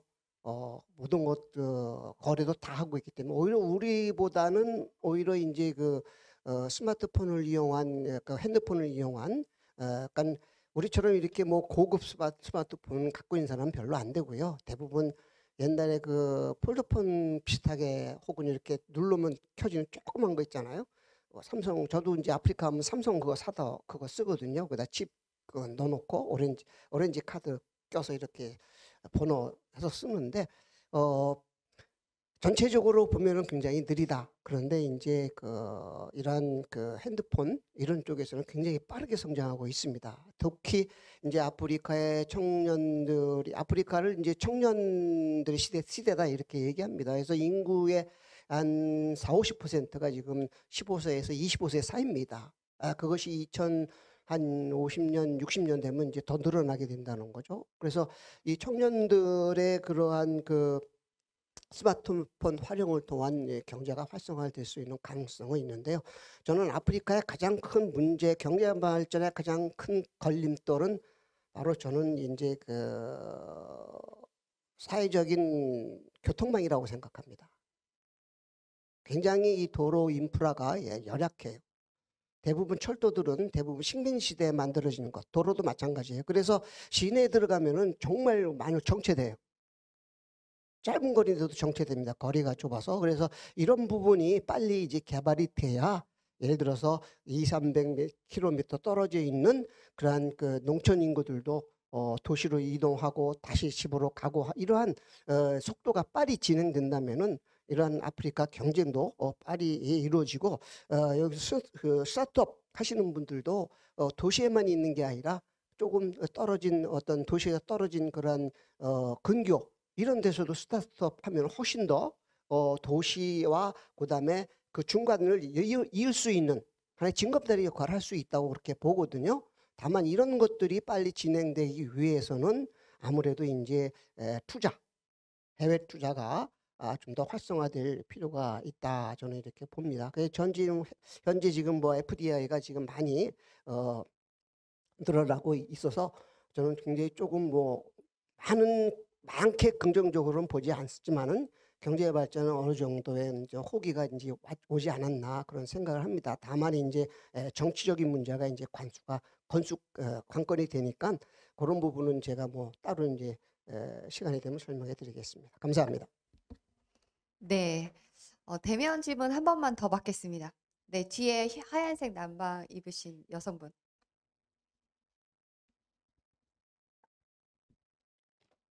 네, 안녕하세요. 네, 저는 이제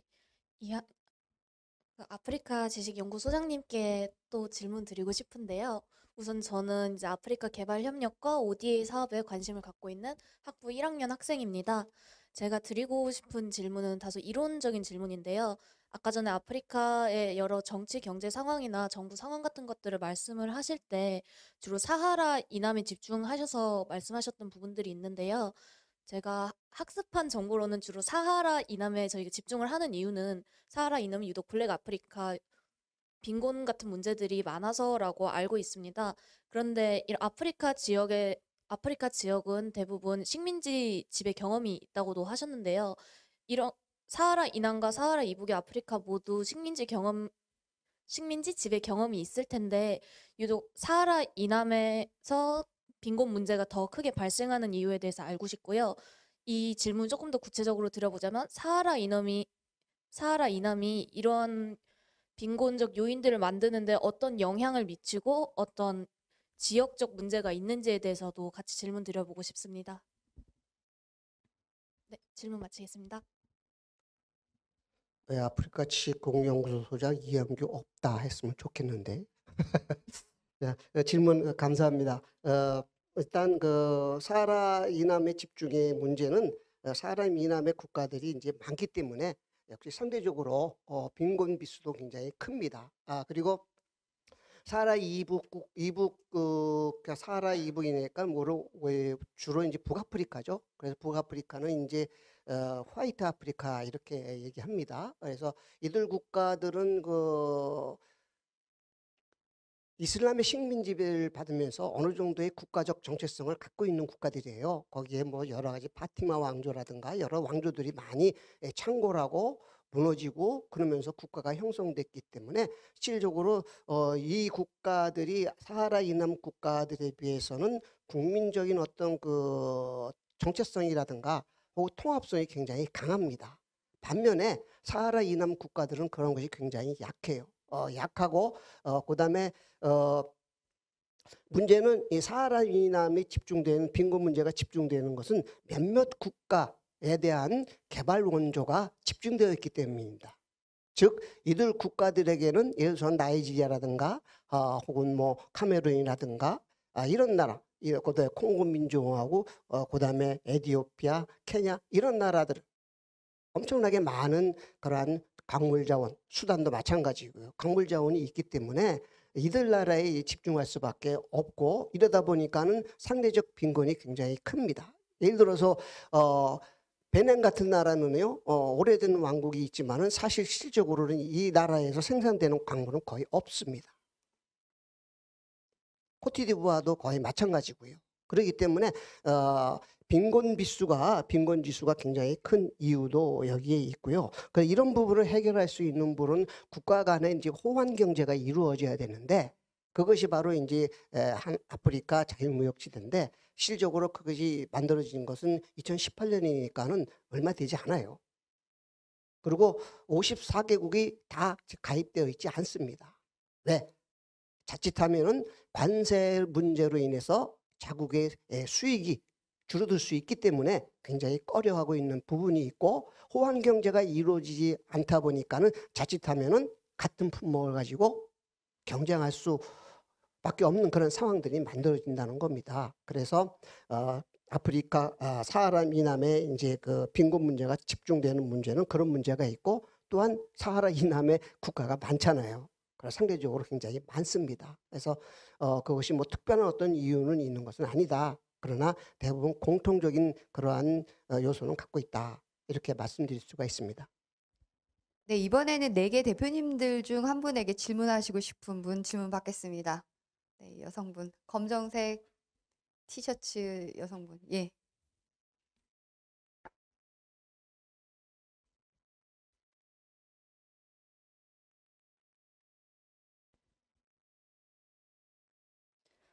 네, 안녕하세요. 저는 이제 임채원이라고 하고요.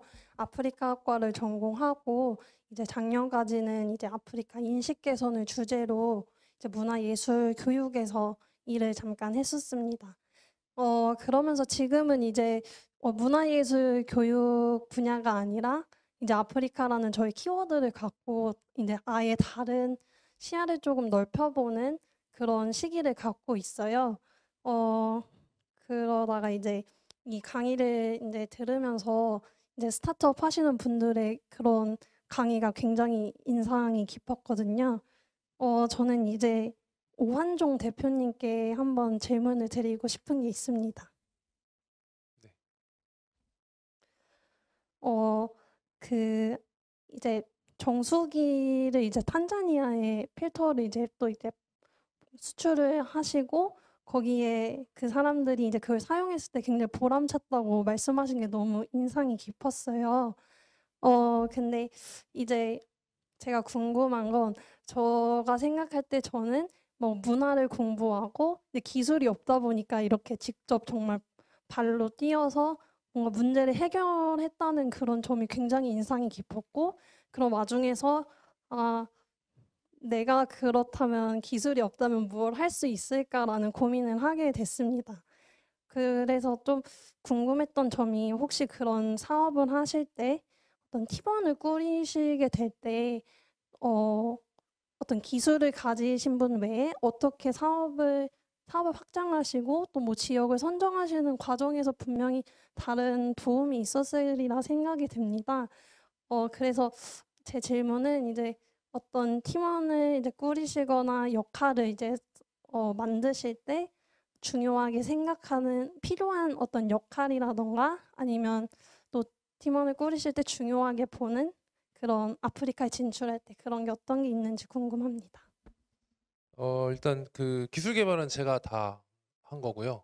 그래서 뭐 기술은 이제 저희 팀원 통해서 제가 어떻게 팀 빌딩을 해갖고 만든 건 아니어서 그건 그렇게 답변 드릴 수 있을 것 같고 저는 이제 사업하게 된 계기가 이거 졸업하려고 만든 건데 이제 상을 계속 받다 보니까 교수님이 이제 사업 같이 하자고 먼저 말씀을 주셔서 교수님이랑 사업을 같이 하게 됐어요. 근데 이제 그 교수님이 우간다에서 대통령 비서관을 역임했던 이력도 있고 아프리카 쪽으로는 네트워크 역량이 굉장히 튼튼하셨던 분이셔서 사실 저는 그렇게 생각하거든요. 저희는 제조업이다 보니까 제조업은 만드는 사람이랑 파는 사람만 있으면 굴러가는 것 같아요. 제가 만들고 교수님이 팝니다. 그래서 네, 그렇게 해서 지금 사업 수행하고 있는 부분이라 이게 아무리 좋은 걸 만들어도 판매를 할 수 있어야 되잖아요. 그래서 팀원 중에서 그렇게 좀 만약에 사업에 관심 있으시다면 좀 그런 개발도상국의 네트워크 역량이 있으신 분 그런 분을 좀 영입하시는 게 이런 개도국 사업하는 데 있어서 굉장히 중요한 것 같습니다. 네. 네, 대표님들 관련 질문 하나 더 받겠습니다. 뒤에 하얀색 티셔츠 입으신 분. 네, 맨 뒷좌에 예, 하얀색.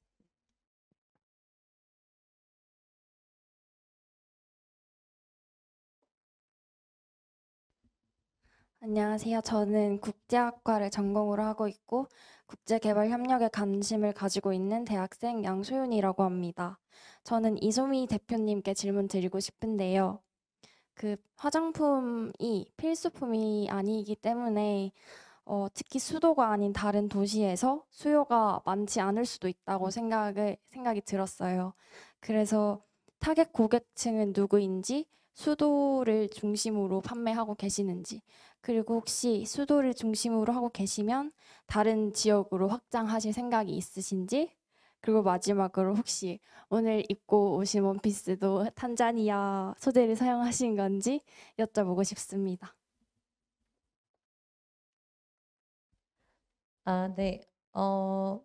먼저 말씀드렸던 그 화장품과 관련해서는 일단은 뭐 아무래도 화장품이라는 것 자체가 필수제라고 생각을 안 하셔서 뭐 판매하는 데 있어서 어떤 커스터머가 누군지 이런 거에서 좀 궁금해하실 수 있을 것 같은데, 저는 탄자니아를 처음 보고 고객들을 만났을 때 그런 생각을 했어요. 아, 이분들이 반드시 필수제만 필요한 것이 아니고 그들이 이제 어느 정도의 금전을 갖추고 있느냐 없느냐를 떠나서 충분히 관심 있어 하고 누구나 가지고 싶어 할 만한 물품 중에 하나가 저는 뷰티 제품이라고 생각을 했어요.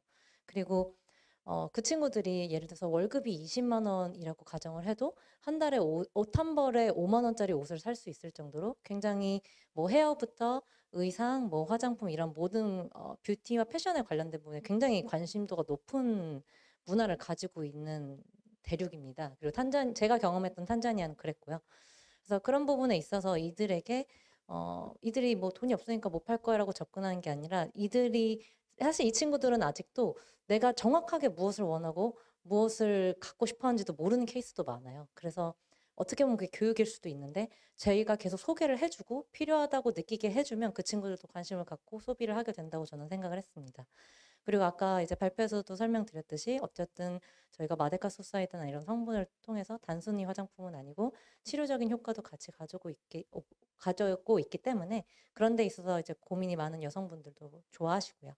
그리고 그리고 이제 지방 지역 같은 데 판매하는 거는 저희가 직접 나서지는 않아요. 저희가 판매하고 있는 메인 지역은 경제 수도라고 할 수 있는 다르에스살람에서 이루어지고 있고, 그 안에 되게 많은 시장들이나 뭐 요즘은 옛날에는 가리아쿠라고 하는 도매 시장이 메인 지역이었는데 요즘은 좀 트렌드가 조금 바뀌어서 뭐 신자라는 지역에서 현지인 분들이 많은 도매를 이루어지고 있어요. 근데 거기가 어쨌든 메인이기 때문에 우리나라로 치면 동대문에 와서 뭐 울산이든 뭐 어디 다른 지역에 있는 분들이 올라와 가지고 도매 옷을 떼가듯이 그 나라의 지방에 계시는 분들이 다르에스살람에 올라와서 거기서 또 도매를 해서 갑니다.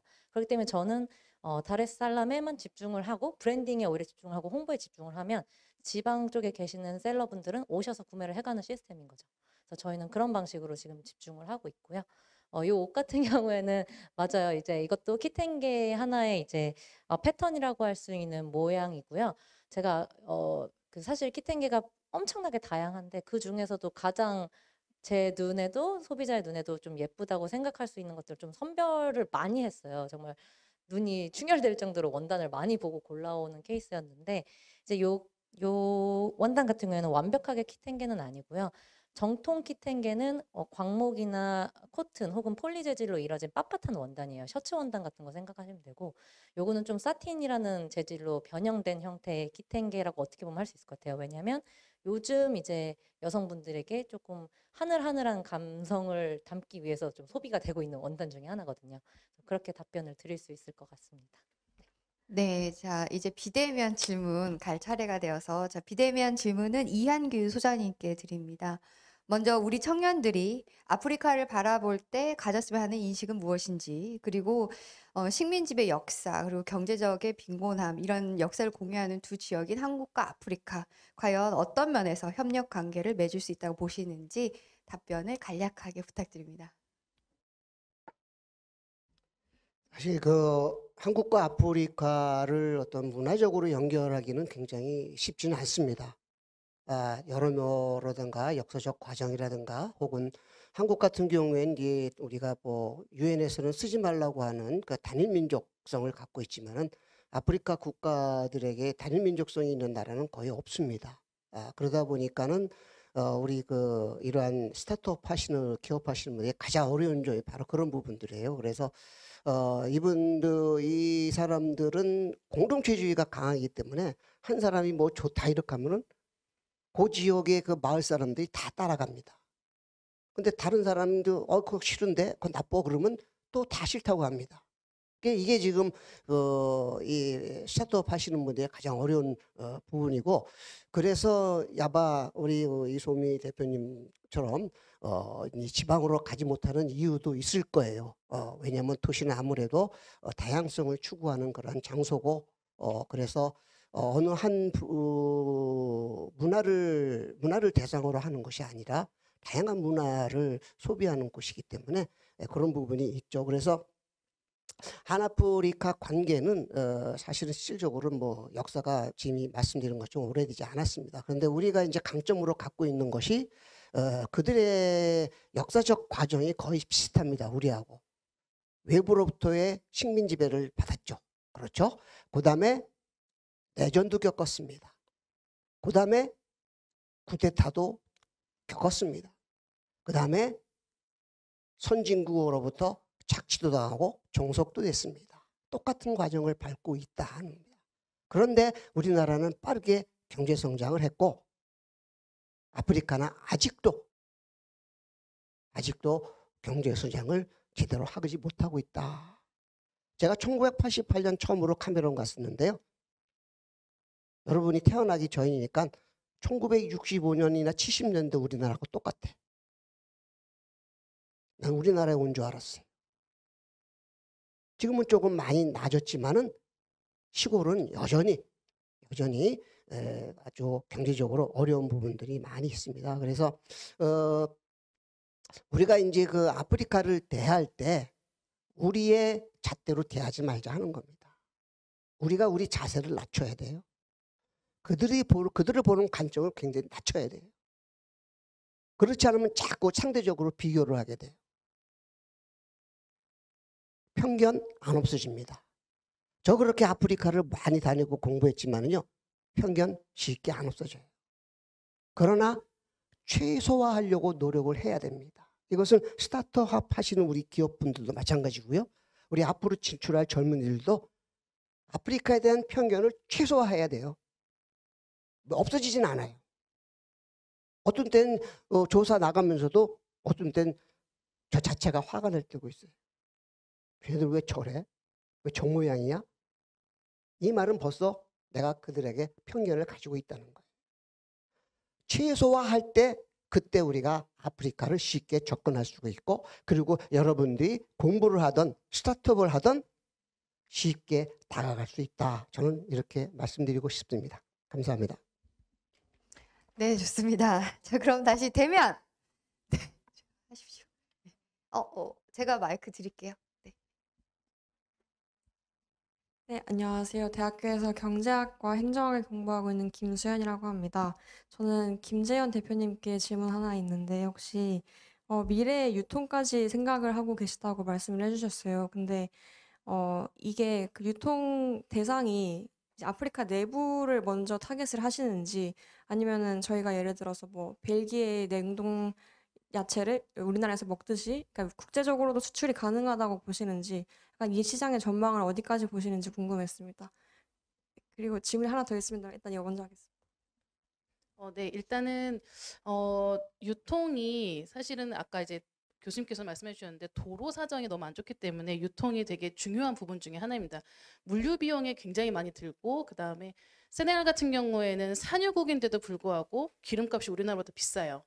그러니까 굉장히 아이러니들이 되게 많이 있긴 하지만 이런 문제들이 조금씩 스타트업들을 통해서 이제 개선이 되어 나가고 있는 중이고, 그래서 아까 그 전체 밸류 체인을 하고 싶다고 말씀드렸던 것도 요게 지금 온라인 쇼핑몰이 막 이렇게 활성화가 되고 있고, 중국의 쉐인인가요? 그 온라인 그 옷 쇼핑몰이 아프리카까지 지금 다 나가고 있거든요. 그러면 앞으로는 물류가 계속 확장이 될 거라는 얘기이기 때문에 이런 부분들은 앞으로 계속 사업화가 되겠다라는 생각이 들고, 저희는 일단 타겟은 농업이지만 수출을 하면 사실은 고부가 가치이기 때문에 더 좋긴 하겠죠. 근데 일단은 국내 그 도메스틱으로 생각을 하고 있고요.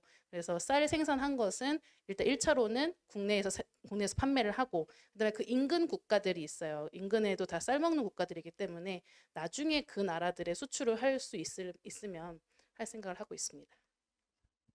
그리고 이한규 소장님께 질문이 하나 있는데, 물론 이제 개발 협력과 영리 사이에 있는 그런 스타트업도 굉장히 중요하지만 저는 공공 외교 측면에서 아프리카를 조금 바라보게 되는 게 큰 것 같습니다. 이제 제가 근본적으로 들었던 의문은 한국은 과연 아프리카가 한국을 어떻게 바라보길 원하는지 그게 좀 궁금했어요. 왜냐하면은 저희가 공공외교 행사를 한다고 해서 예를 들어서 뭐 태권도를 수출한다던가 케이팝을 알려준다던가 한다고 하더라도 그게 뭐 그들의 일상에서 녹아들 수 있는 부분은 아니잖아요. 그리고 한국이 아프리카를 바라볼 때 그렇게 이제 동맹적인 파트너, 동등한 파트너라고 볼 정도로 안정적인 시장이라고 보지 않는 것이 조금 기정사실화 되어 있는 것 같은데 그런 상황에서 아프리카와 한국의 관계는 어떻게 가야 할지 좀 궁금해서 여쭤보고 싶습니다. 예, 매우 날카롭게 아주 관찰을 하셨습니다. 한국을 바라보는 아프리카 사람들의 인식은 뭐 관공서라든가 무슨 정부에서 이렇게 우리가 홍보하는 것만큼 그렇게 아프리카에 한국에 대해서 많이 알려진 부분은 그렇게 없다 이렇게 보시면 됩니다. 다만 이제 우리가 이제 제가 아프리카에서 이렇게 보면은 가끔가다 이렇게 보면 한국 차들이 보여요.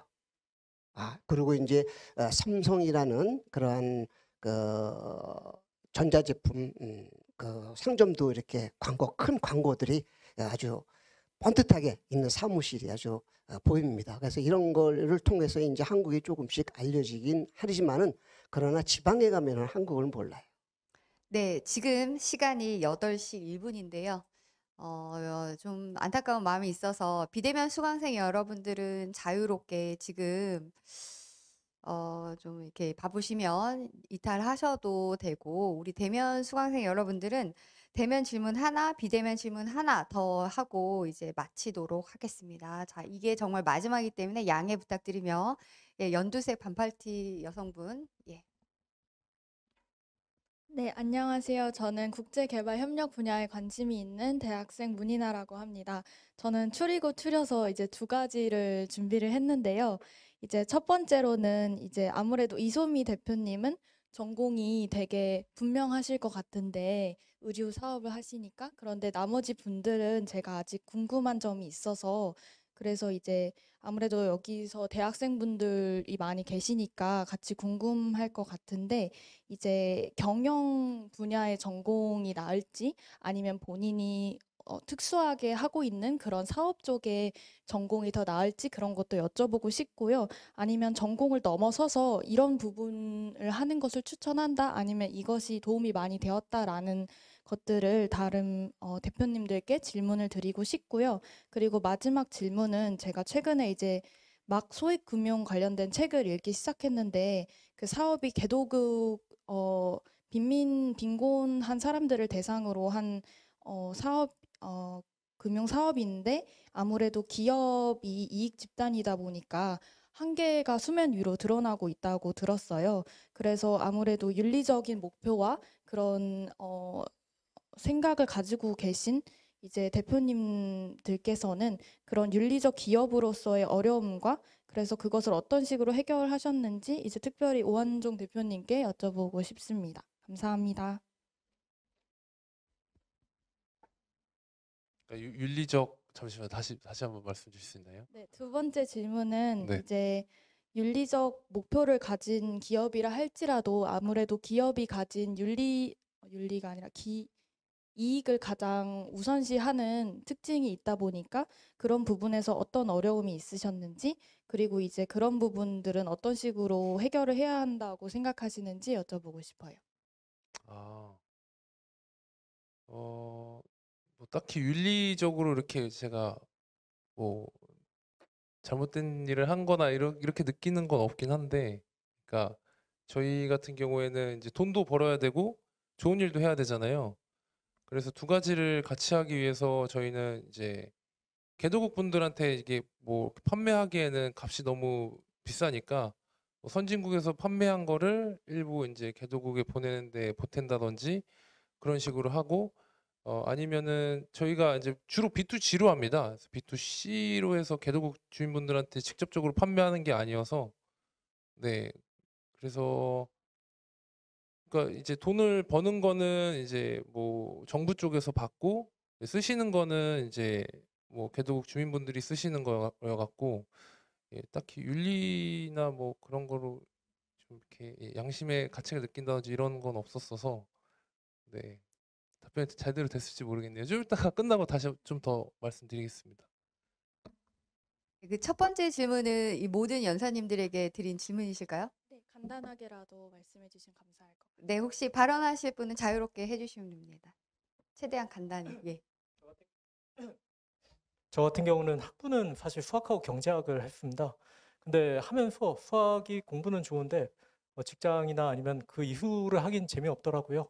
그랬을 때 제일 즐거웠던 건 제가 그 미국에서 대학 나왔을 때 컴패션 아시죠? 컴패션의 그 현지 지부 같은 걸 그때 만들고 같이 운영한 일들을 했는데 그 안에서 그런 모금 같은 걸 하면서 물 팔던 일들이 제일 재밌었어요. 그리고 그 과정에서 조직을 운영하고 꾸리면서 그런 쪽에 즐거움이 있다는 걸 알게 되었고요. 그래서 경영에 관심을 가졌고 이후에 전 대학원은 사실은 국제대학원이라고 그 국제학을 공부하는 걸 했습니다. 그중에서 커머스, 그중에서 전 전략을 했는데 그중에 거기서 참 감사한 건 대학원생 300명 중에 150명 정도가 외국인이고 나머지는 해외 경험이 있는 친구들이었어요. 그 친구들이 한 자리에 모이니까 각자의 다양한 경험과 지식들을 나눌 수 있어서 제가 미국에서 공부했던 것부터 한국에서 국제대학원 다녔던 게 더 글로벌한 경험을 하지 않았나라는 생각을 할 정도입니다. 그리고 그때 만났던 친구들이 지금도 이어지고 있고요. 아마 그 어떤 나라를 가신다고 할 때 내가 전혀 모르는 나라에 들어간다고 하면 저 뭐야? 내가 가능할까라는 생각을 하실 텐데요. 어디선가 만났던 나의 친구들이 있는 그곳으로 간다고 하면 그렇게 어려운 시간은 아닐 겁니다. 그래서 아마 한국에서도 그런 친구들을 만날 수 있는 기회를 많이 만드시고 그분들과 소중한 인연 잘 이어가시면 언젠가 그 친구들과 함께 좋은 일들을 하실 수 있지 않을까 그렇게 생각합니다. 또 답변하실 분 계실까요? 네. 정정을 좀 해야 될 것 같아서요. 저는 전공이 일단 패션 전공이 아니고요. 네. 저의 전공은 영어 교육입니다. 네. 그래서 저는 원래 영어를 할 줄 아는 사람이어서 내가 할 줄 아는 게 영어밖에 없으니라는 생각으로 이제 영어로 소통을 할 수 있는 사람들을 생각을 해서 처음에 이제 원래는 미국에 잠깐 있었는데 거기서 이제 흑인계 워낙 뉴욕이라는 그 지역에 흑인분들이 많이 살기 때문에 아프리카계에 대한 이해도를 좀 갖기 시작했고 그 안에서 이제 좀 확신을 갖고 아프리카 쪽으로 좀 관심을 갖고 이제 진출을 한 케이스고요. 뭐 아까 전공 같은 게 고민이 많으신 것 같아서 말씀을 드리는데 저는 사실 개인적으로 내가 조금만 더 빨리 사업을 했었더라면 아니면 내가 해보고 싶은 걸 조금만 더 빨리 도전을 해봤으면 조금 더 빨리 그 길에 도달해 있지 않았을까라는 생각을 오히려 되게 많이 했던 케이스여서 제가 처음에 이제 사업을 시작했던 게 한 20대 후반이었거든요. 근데 저는 사실 마음 같아서는 내가 대학생 때부터 시작을 해봤으면 얼마나 좋았을까. 뭐 제가 창업을 하면서 뭐 저는 창업할 때 이미 대학을 졸업하고 다른 일을 하다가 창업을 한 케이스였는데 그 대학교 안에서 뭐 창업 뭐 동아리나 뭐 이런 걸 통해서 자기들끼리 팀을 꾸려가지고 뭔가를 도전하고 있고 이런 친구들을 이제 어디선가 만나게 되면 그게 너무 부러웠거든요, 오히려. 그래서 좀 이렇게 사실 책으로 접하고 미디어로 접하고 이런 거는 확실한 답이 될 수가 없어요. 결국에는 경험을 해봐야 알거든요. 그러니까 조금 차라리 빨리 뭔가를 실행해보고 실패하더라도 빨리 겪어보고 빨리 피보팅을 해서 빨리 다음 걸 해보고 약간 이런 것들을 저는 추천을 해주고 싶습니다. 네, 아주 좋은 말씀 감사하고 이제 마지막 질문입니다. 우리 마지막 질문은 우리 비대면인데 이한규 소장님께 드리겠습니다. 아프리카의 도시화는 산업화에 의해 추진된 것이 아니어서 사람들에게 여러 가지 문제를 불평등 같은 경제적 불평등 같은 문제를 야기하는데 이런 것들을 위한 그 대도시인 요하네스버그나 킨샤사 같은 그런 대도시가 있는 나라의 정부는 어떠한 복지 정책을 두고 있는지 궁금합니다라고 하셨습니다.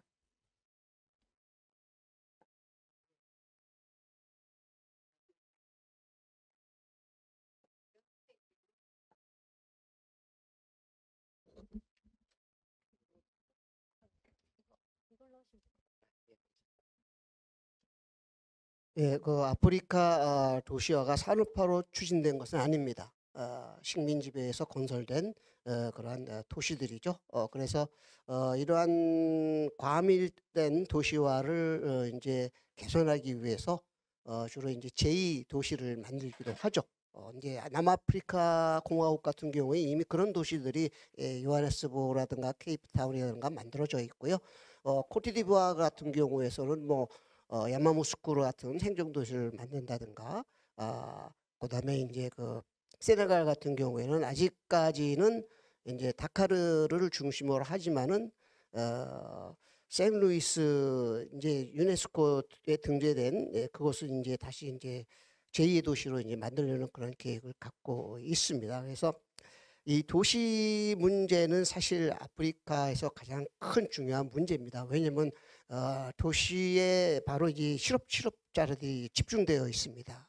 그리고 아까 제가 말씀드린 것처럼 이 도시는 다양한 그러한 민족, 종족들이 이제 함께 모여 사는 그러한 지역입니다. 그렇기 때문에 복지 문제를 어느 한 종족, 어느 한 민족 공동체에 치중할 수 없는 그러한 정부의 어려움이 있습니다. 그래서 단지 이 아프리카 대부분 남아공뿐만 아니라 대부분 아프리카 국가의 도시화는 또한 그 인프라 중심으로 하고 있다. 그래서 이 지역의 교육 시설이라든가 혹은 보건 위생 시설, 이런 그다음에 아까 우리 그